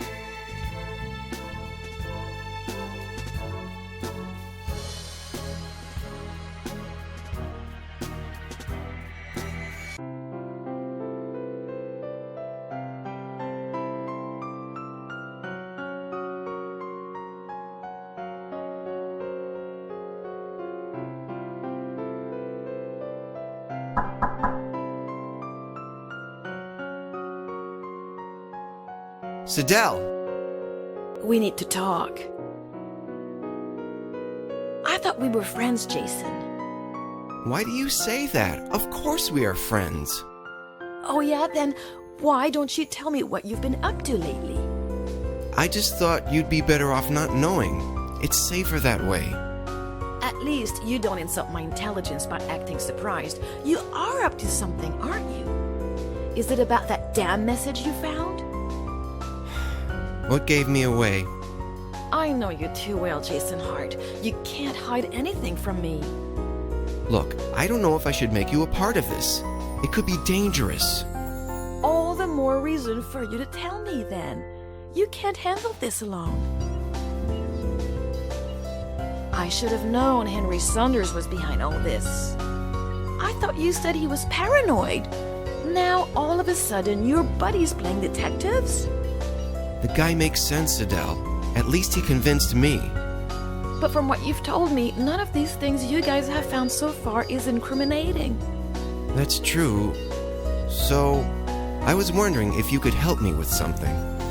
I have to enter the warehouse, but the superintendent won't allow me to. Can you distract him for a few minutes? Oh, sure, Jason.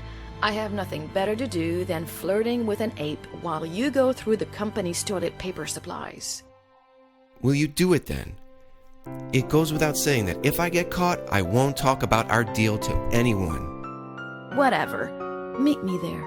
Just be careful, okay? Sure. I owe you one.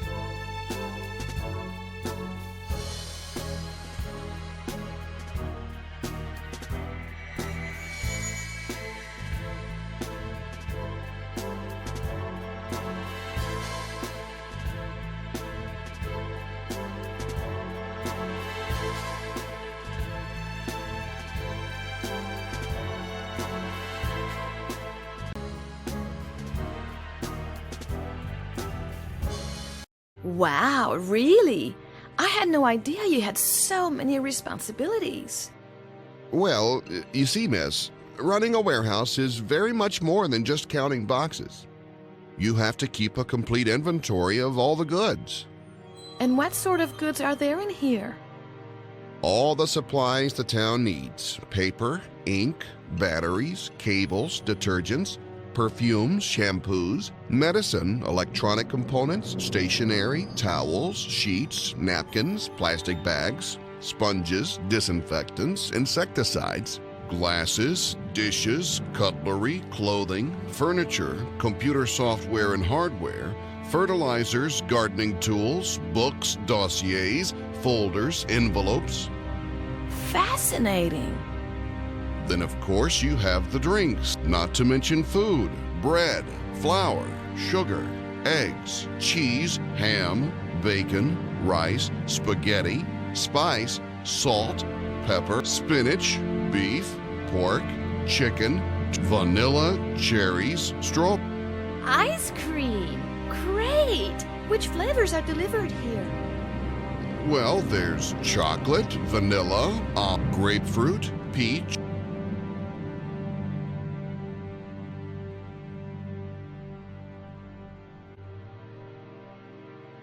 I bet you don't know what's in that box. Oh, but I do, miss. It contains 650 standard-size bubble envelopes.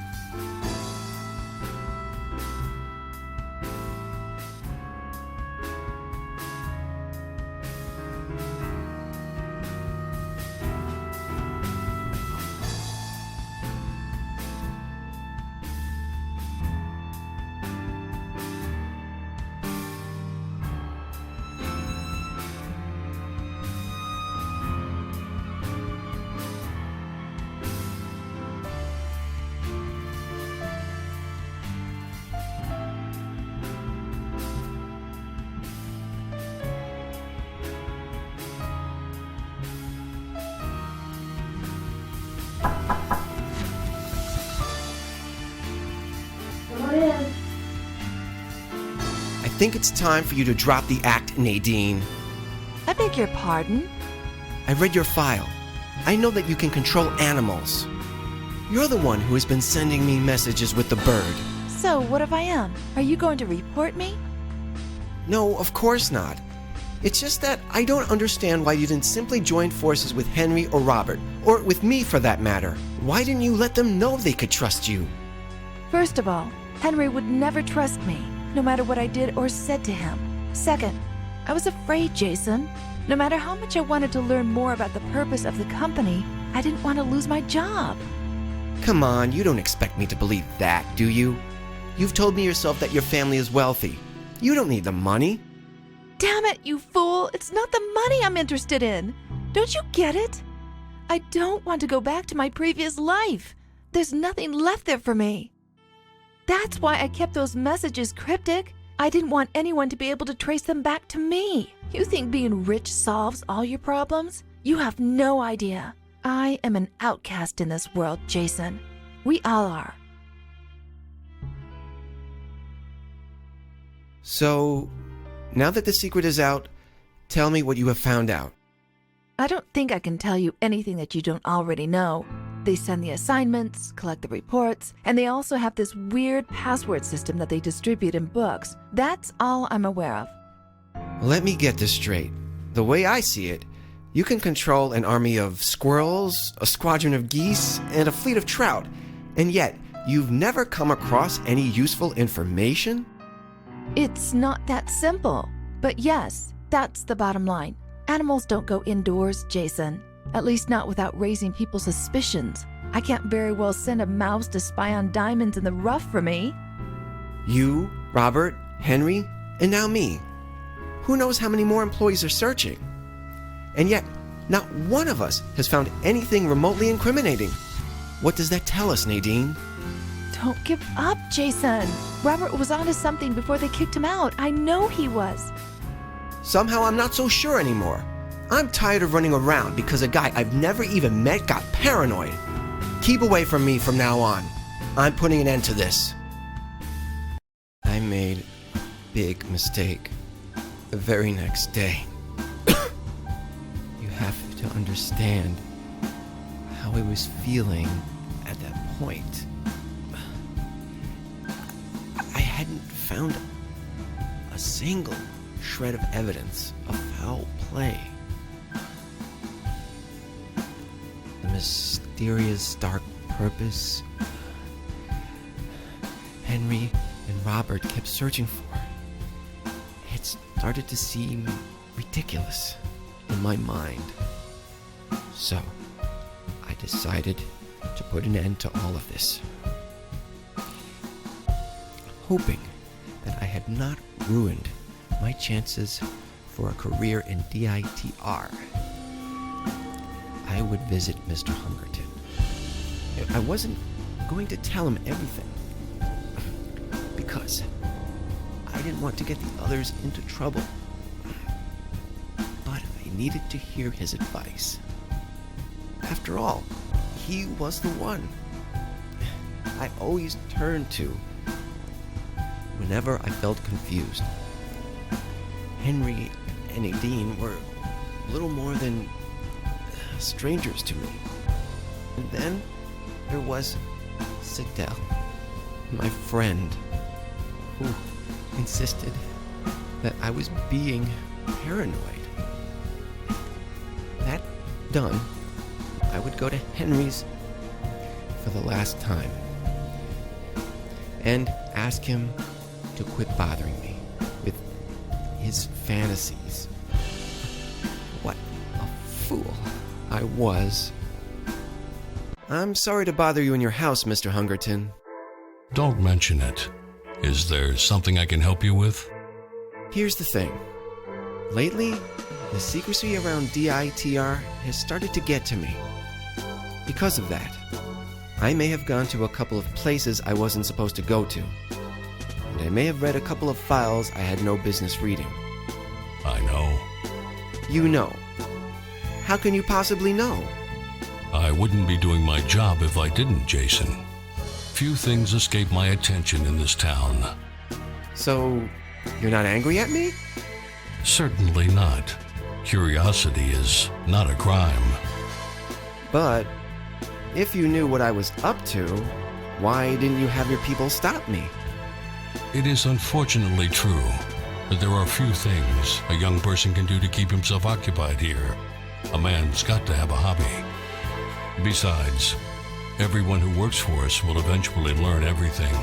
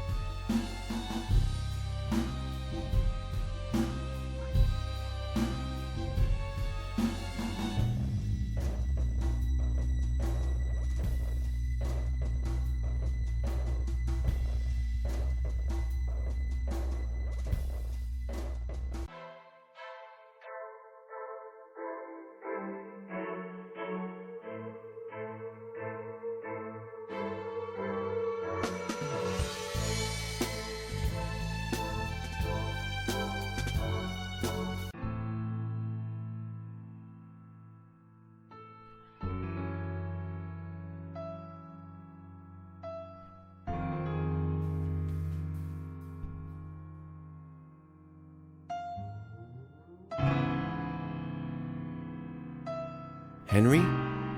Are you in there?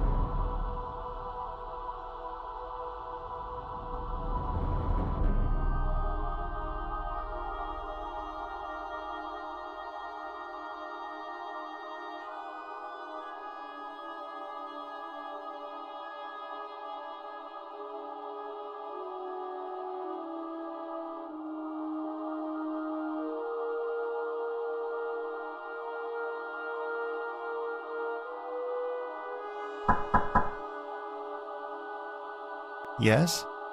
Simon, I don't have much time, so I'll get right to the point. I want you to visit a dream, and I need you to take me with you. Slow down, man. What are you talking about? You heard me. Sidel is asleep in the lab as we speak. She may wake up any minute now. Why do you want me to visit her dream? Dr. Brown said that it would help me enhance my special ability. Did he now? You don't happen to have a document to support your claim, do you?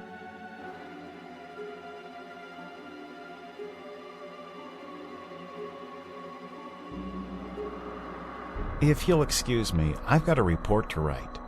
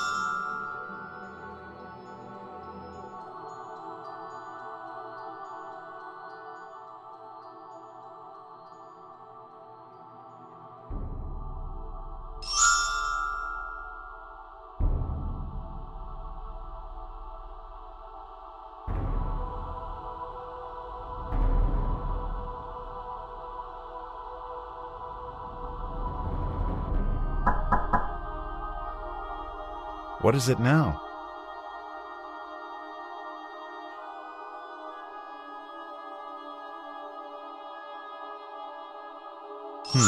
It looks as though you have proper authorization for what you're asking for after all. Fair enough. I'll do it.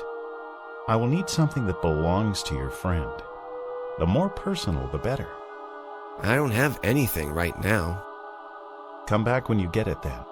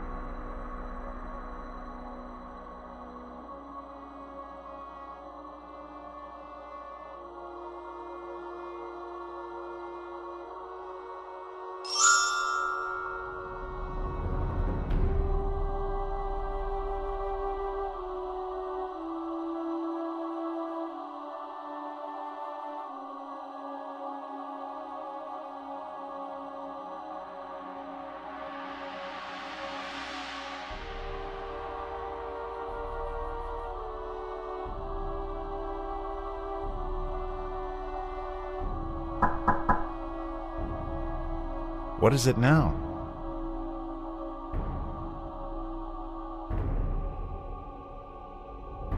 Will this do? It will have to. Okay then. Close your eyes and count backwards from 20 for me. You're going to feel a little dizzy and disoriented at first, but don't fight it, okay? I understand. Let's do it.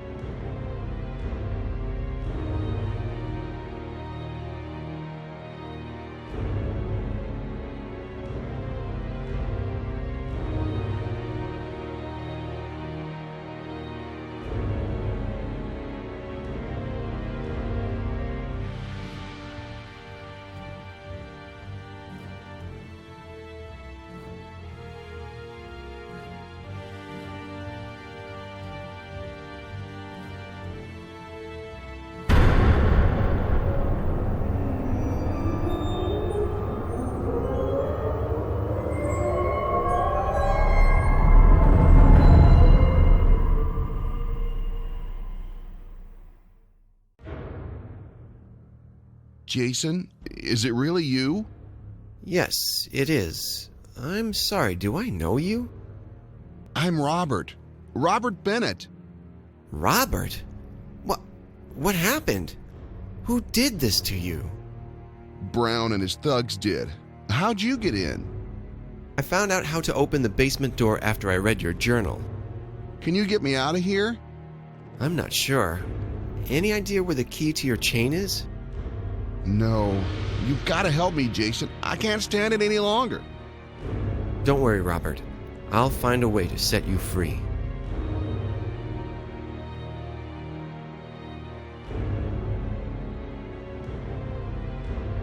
Robert, there is a gun in the next room.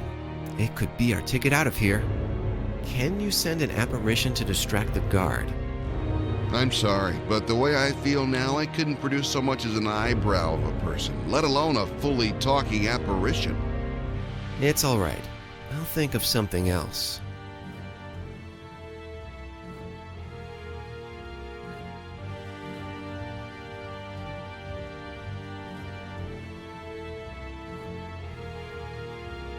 How did you know it was me? I've been watching you for quite some time now, thanks to our mutual friend Jerry. But how did Jerry contact you? Does he have access to this place? Jerry is an apparition, Jason, a product of what they call my special ability. I see. That explains so much. Like I said, I've been keeping an eye on you. I wanted to make sure you were on my side before I contacted you. But unfortunately, as soon as I knew I could trust you, I was too weak to use Jerry again. I'm getting weaker every day with all the drugs. It's insane. They want to enhance my powers so they can use me, but they don't want me to use them when I'm alone because they know I'll try to contact the outside world. And it's not as if I haven't tried. During my first days when I was still feeling strong, I kept sending apparitions to within a 30-mile radius around town.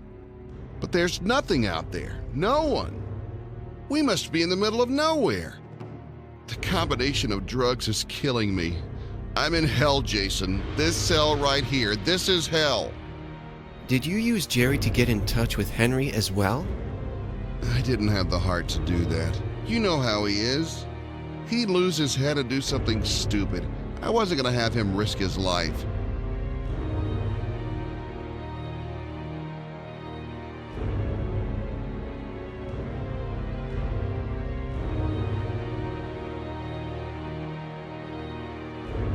I trusted that guy so much. You and me both, my friend. I trusted that guy so much. You and me both, my friend.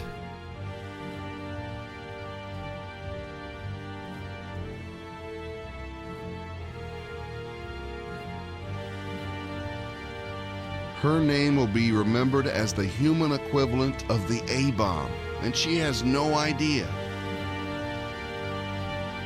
Her name will be remembered as the human equivalent of the A-bomb, and she has no idea.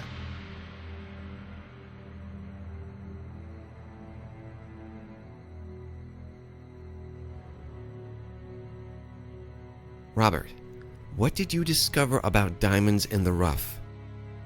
We were wrong about everything, Henry and I. It's neither government nor military. It's big, all right, but the White House and the Pentagon do not know it exists. They're neo-Nazis, Jason. Everything you see around you. It's nothing more than the headquarters of a global neo-Nazi organization. Nazis? Are you serious? Nazis, neo-Nazis, racist, whatever you want to call them. Of course, they don't call themselves that. They prefer the term purists. But their purpose is simple and as despicable as it's always been by their like for centuries. They want to harm black people. And not just a handful of them, they want it to be global. But how? What do we have to do with all this? I don't know all the details, but I know they're using Sidel. She can make their dreams come true, literally. I managed to witness one of Sidel's dreams. There were black women in it. I was the one who singled them out. It's obvious that you were both unknowingly hurting the women, killing them for all we know. Why just the women, though? Why weren't there any men in the dreams? I don't know. As I said, they didn't tell me all the details.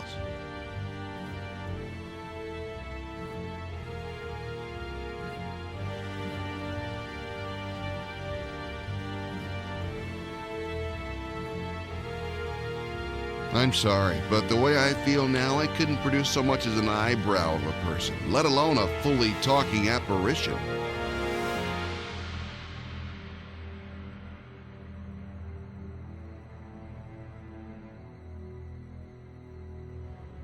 Are you saying that Nadine was sending me these messages? I would never have guessed.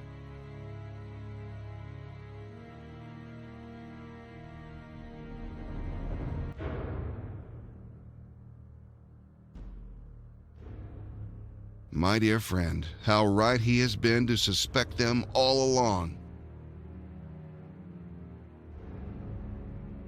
My dear friend, how right he has been to suspect them all along.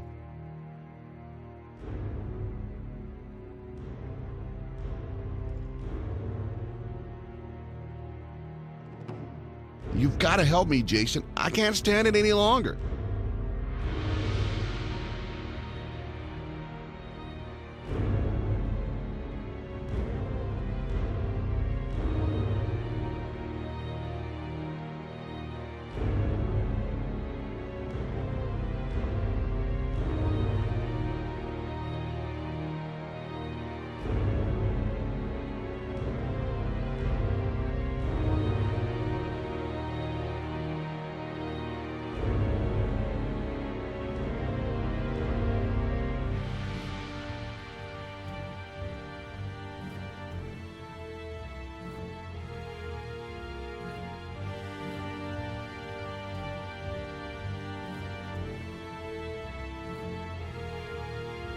Okay, Robert.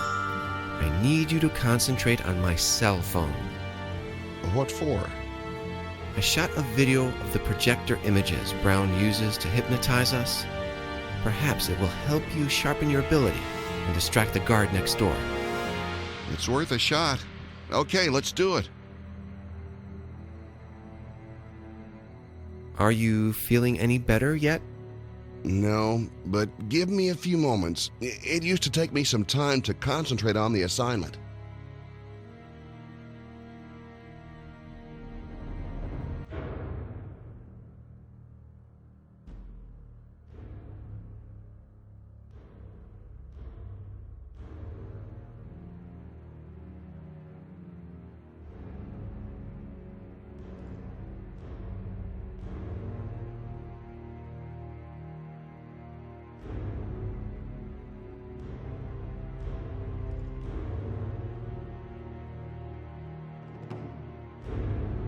I think I'm ready to do it now. Good. Let me know when. All right, Jason. He left the building. Hurry up!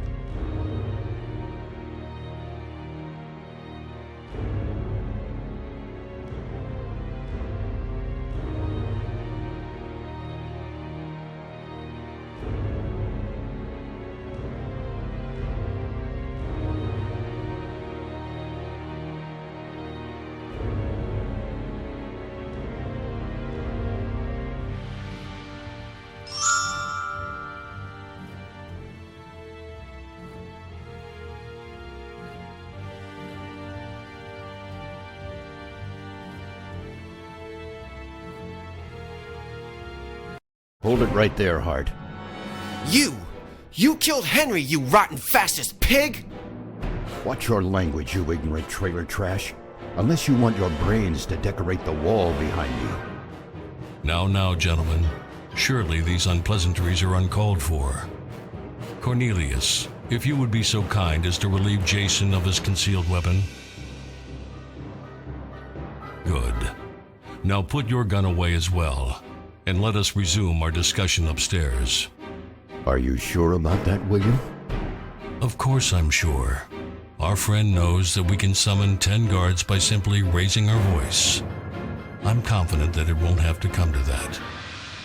Is it true, Mr. Hungerton? Is DITR really a neo-Nazi den? Don't be so melodramatic, Jason, and stop using fancy terms you've heard on television. Do you see anyone here bearing a swastika? Hitler ultimately did nothing for the white race. I personally see nothing redeeming about Nazism. Furthermore, I'm neither a Jew nor a homosexual. I have little interest in what happened in Germany more than 60 years ago.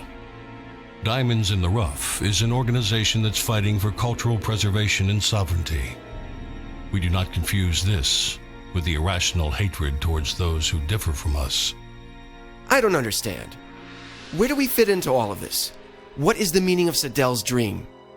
I guarantee that I will elucidate soon, Jason, and that your everlasting curiosity will be satisfied. But before we go there, allow me to offer you a brief history lesson.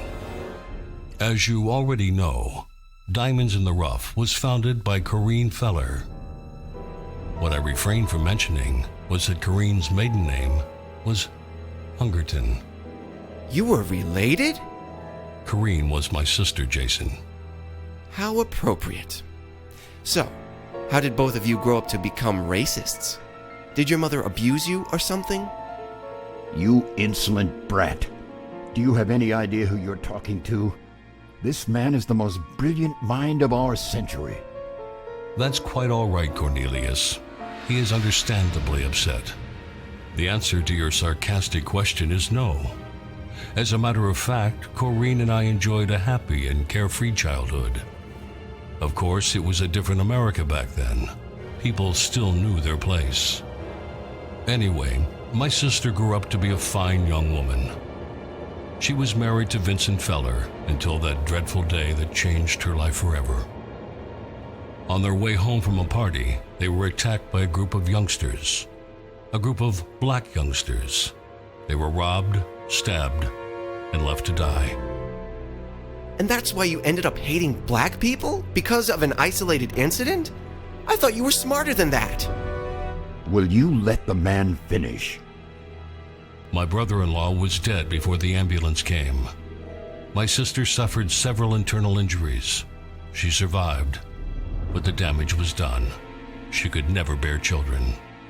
What happened that night was horrible, Jason, but it was also a blessing, because it was a real eye-opener for us. It gave us the opportunity to look more carefully and see that the number of, what was your phrase, isolated incidents in America had been increasing at an alarming rate. 18 months later, Diamonds in the Rough was founded. In fact, the title referred to children of poor yet true American families, to whom we offered scholarships. Every year we became more and more powerful as several wealthy purists joined our cause. And not just from the United States. We are a worldwide organization. We were fighting a war, but we were doing it with the most useless of weapons, politics. We demanded stricter immigration laws, harsher punishments for criminals, and the termination of denial of jobs to white men through so-called affirmative action. I'm not sure I'm following you. What is this war you're talking about? Who is the enemy? It is a war of survival, Jason. Survival of the white race. A war we're gradually losing to Negroes, Jews, Latinos, Arabs, and other races who, unlike us, stick together and fight. You're delusional. There's no war going on. Isn't there? In an already overpopulated planet, only 2% of the population is a healthy white female of reproductive age. How can you be such a hypocrite? You have an African American working for you. People have oxen working for them in crop fields, Jason, but they don't invite them in their houses. They don't offer them their jobs, and they certainly don't breed with them to produce mongrels. You call that person an African American, whatever that means. I call him just another pawn in a game that will help us fulfill our dream. And what would that dream be? You disappoint me. I thought you would have figured it out by now. We dream of a pure country. We dream of putting an end to the degeneration of the human gene. In the long term, we dream of saving the white race from extinction. There's no such danger. I don't believe you. You are, of course, entitled to your opinion. However, you are hardly a maven on the subject. Dr. Brown, on the other hand, is. The belief of white superiority is an indisputable fact. The white race has made an unparalleled amount of development from ancient times to modern times. We have invented present and early systems of thought, technology, science, society, government, and so on. Without the contribution of the white race, the world would have stayed completely stagnant in all of these fields. But I'm not telling you anything you don't already know, even though you choose to ignore it. This is high school knowledge. What I learned after many years of research is that the human genes are deteriorating because of interracial breeding. No nation is born multicultural. Multiculturalism is an unnatural as well as unhealthy condition. As soon as I learned about DITR, I dedicated my life and expertise to the cause.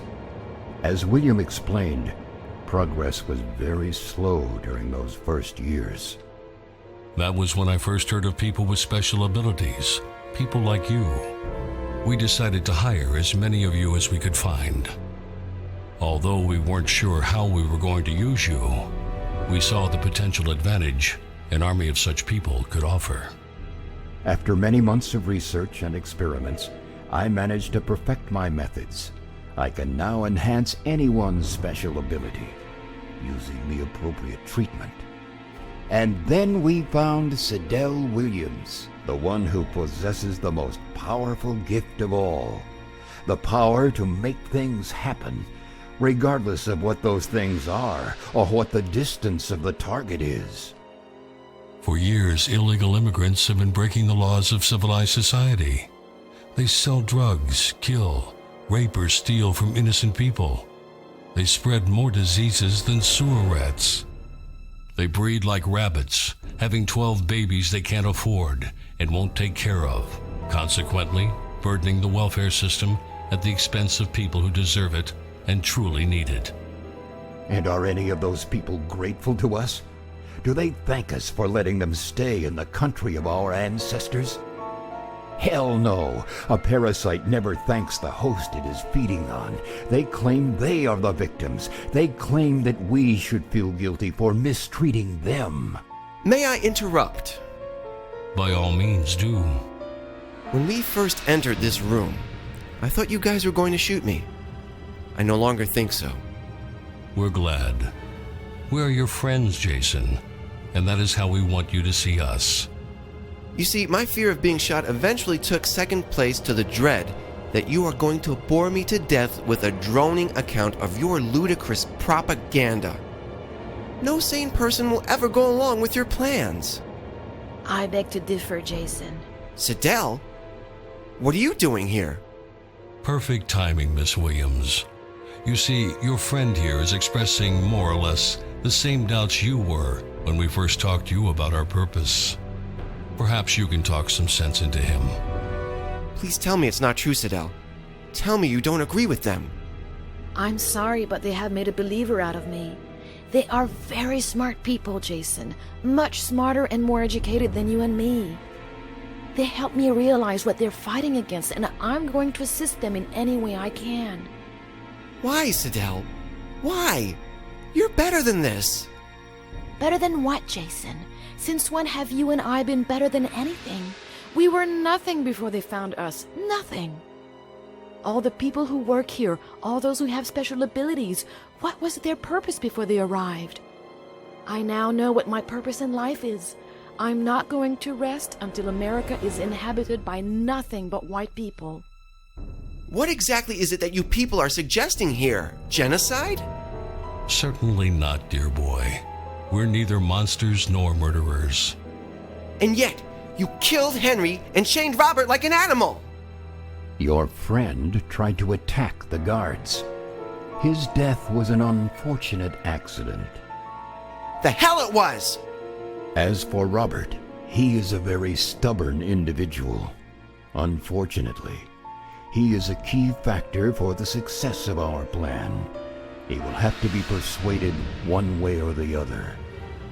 So, if you don't intend to kill them, what are you doing to these women?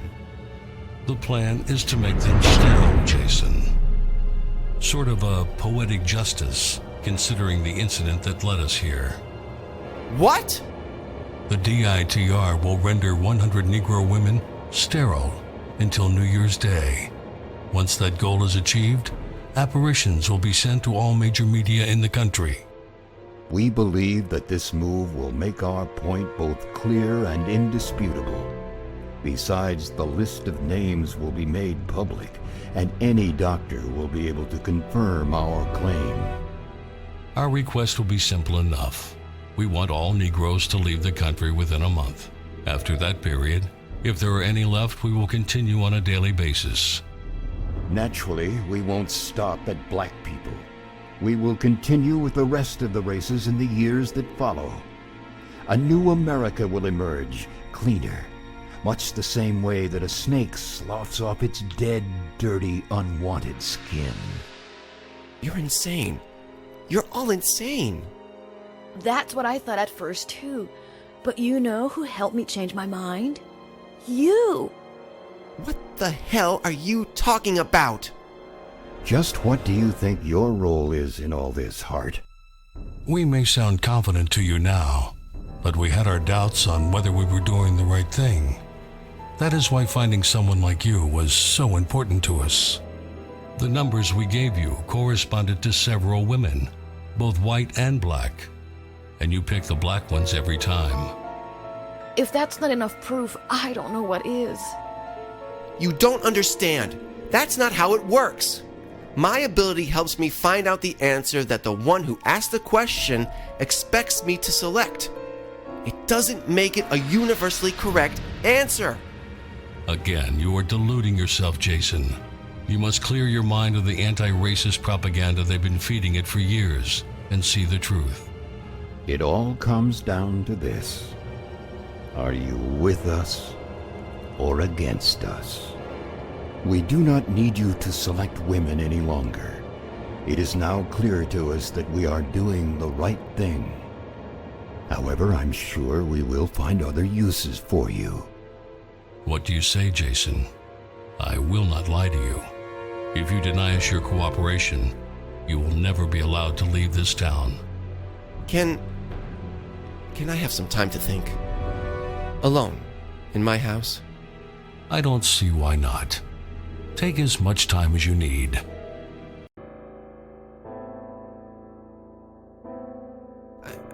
I don't have much time now.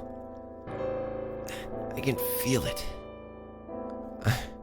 I'm even afraid to stand up and turn the light on. I'm not sure I'll be able to return to the chair. You can imagine the rest of my story. I went back home and connected the modem to my computer. The password was not a problem. I then entered this video chat channel, hoping that someone would see my story. 17 women. 17 women will never bear children because of me. Because of me. I staked everything coming to this town. And that is all I have lost. Can you hear me?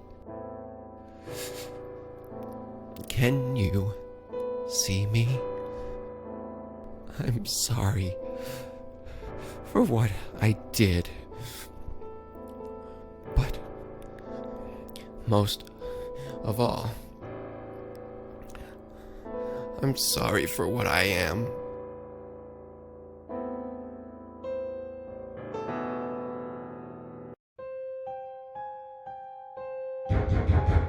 Jason, why did you lock the door? Open up! Come on, open the door! understand, Jason. I was locked up in a nut house before these people found me. People thought I was crazy. I owe them my life. I can't deny them anything. Jason, please talk to me. Hang on. I think I may really keep the key. Why is it so dark in here? Oh my God! Jason, no! What happened?